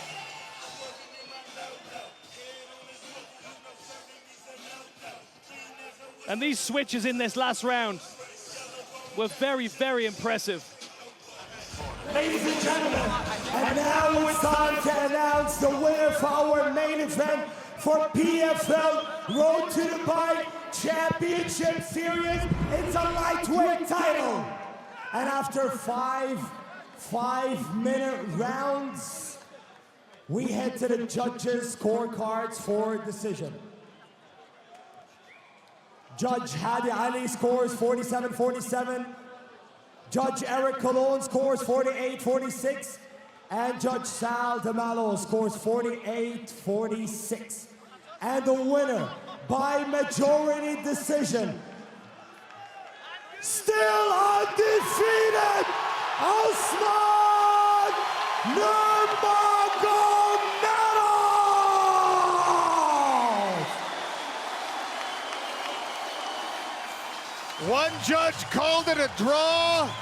Two saw it in the favor of the still undefeated champion, Usman Nurmagomedov.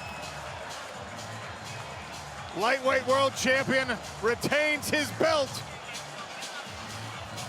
And the record is unblemished still.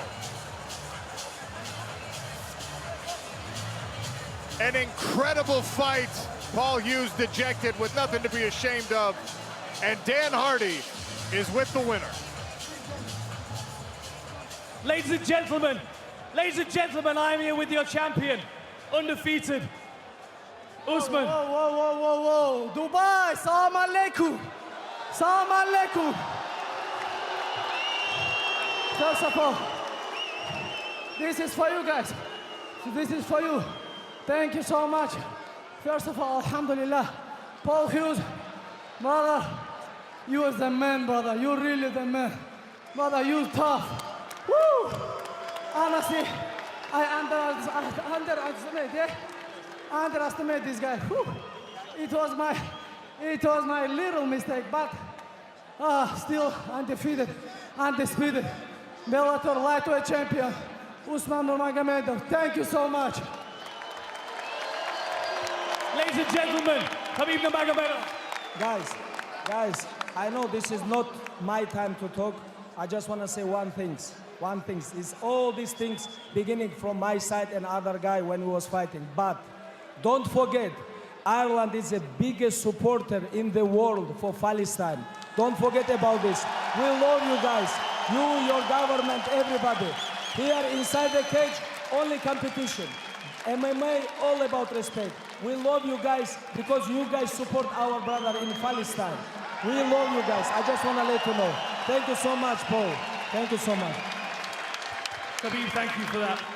Usman, talk to me about Paul Hughes' game. Were you impressed? What surprised you about him? He's the wrestling defense, takedowns defense, very well. He's tough, he's strong. I didn't think he will be like this strong, brother. Brother, you're really strong. You tell me on the face of face, this is my mistake. You was right, brother. Thank you so much. I never take this damage what I take with him in this fight.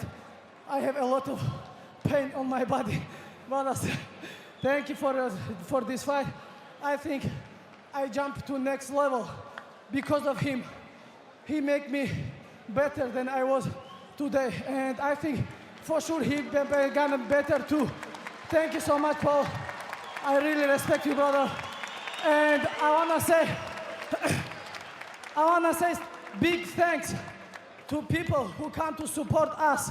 Not only me, and Paul Hughes too. And for my Russian fans, Assalamu alaikum всем братьям, которые здесь находятся. Братья, клянусь, очень тяжелый бой выдался. Во многом я считаю, что это потому, что я не готовился с Хабибом, Исламом с ними в лагере. Получилось так, что я готовился отдельно. Иногда это очень тяжело, когда тебя не гоняет твой старший брат. И я это почувствовал сегодня в октагоне. Больше такого не повторится. Хабиб, без твоей подготовки я больше не буду драться. Congratulations, Usman. That was an incredible performance, my friend. Ladies and gentlemen, your champion, Usman Nurmagomedov. Paul, come and talk to me, my friend. Look, I know you're disappointed, but every single person in this arena, whether they came to support you or came to root against you, they're proud of that performance that you put in. Talk to me about the fight. What did you expect from it, and did it play out the way you expected? Yeah, it really did play out how I expected. I'm so gutted. I'm so disappointed. I really thought I won that one. I should have pushed harder. Next time, I know we're going to fight again. There's no question. So much respect for Usman. I thought I won tonight, but look, I probably left some in the tank. I need to give everything next time, and I will. Fuck. With us being in this position right now, you're coming off a loss, of course, but you've just gone the distance with an undefeated fighter, an incredible fighter, and you've proven yourself as an incredible fighter. You also beat AJ McKee. You must be realizing that Paul Hughes is on another level to what you thought. No, this is exactly what I thought. I thought I was good enough to finish Usman. I really thought I was going to win tonight. I'm fucking heartbroken here, to be honest. I really thought I was going to win. Thank you. So, look, to see this arena packed out like this for a PFL show, as I said before, the PFL believed in me, and I believe in the PFL surely, because look what we're doing. I just can't wait to see what's in the future. We have to do the rematch in Belfast. It has to be in Belfast. We got to bring it back to Ireland. Back for a homecoming for me. I think I've earned this. And one thing I would say, all the guys from Dagestan coming over to Ireland, you will be welcomed with open arms, because we have great respect for a small fighting nation like you guys. I know things get put out there in the media, but this is martial arts at the end of the day. Yes, the lines do get blurred at times, and maybe it did get personal between me and Usman, but look, we settled our difference in here. There's a lot of respect, and I know for a fact we're going to do it again someday, and I know that I will be the victor next time. Congratulations, my friend. It was an incredible performance, and I know you're going to be better from it. And those Irish fans that have followed you, they're incredibly proud of you. I have hundreds of people traveling from everywhere around the globe to be here right in Dubai, and it won't be the last time. We will go everywhere in the world with the PFL, but I just have one request. Please, bring it back to Belfast, PFL. Come on. We'll see you in Belfast, everybody, for the rematch. Ladies and gentlemen. fight. Make some noise for these two competitors. Paul Hughes, Usman Nurmagomedov.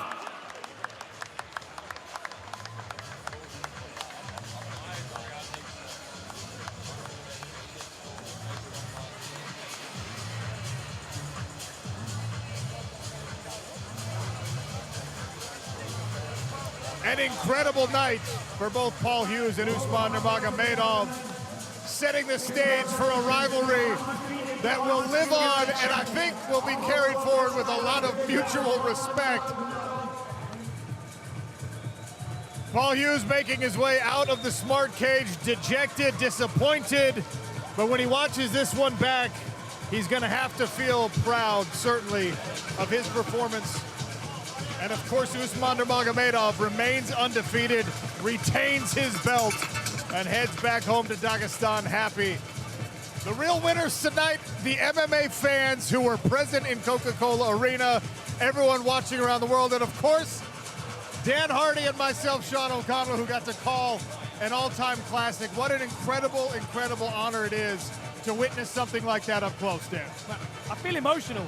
Genuinely, I feel emotional. I feel like both of these guys, they just dug something out of their soul that they didn't even think they had themselves, right? Like we talked about it before the event. I felt like both of these guys were going to reach another level because they were going to be pushed by one another. And the beautiful respect afterwards between two martial artists, the appreciation of Usman to Paul to thank him for pushing him to a new level. Paul, of course, disappointed, but honestly, I mean, there's not going to be a single person in the mixed martial arts community that isn't going to be impressed with what Paul Hughes was able to do tonight. And he's going to go back and regroup and get a couple of wins, and he's going to be back in that cage fighting for that belt. I have no doubt about it. It was filled with drama. The groin shots, the clashes of heads, the back and forth sway of the fight momentum. Really incredible, even to the very last round where Usman looked like he had control and then Paul Hughes had just pulled a switch out of nowhere. There it is. What an incredible performance by both guys. It was a true honor and privilege to call this and to call it with you, Sean, of course. It really was a beautiful moment in the progression of both of these fighters, and I think of our league in the Professional Fighters League, the first major mixed martial arts promotion to stage an event in Dubai, and that's what the main event is. That memorable fight puts a stamp on what was an incredible evening.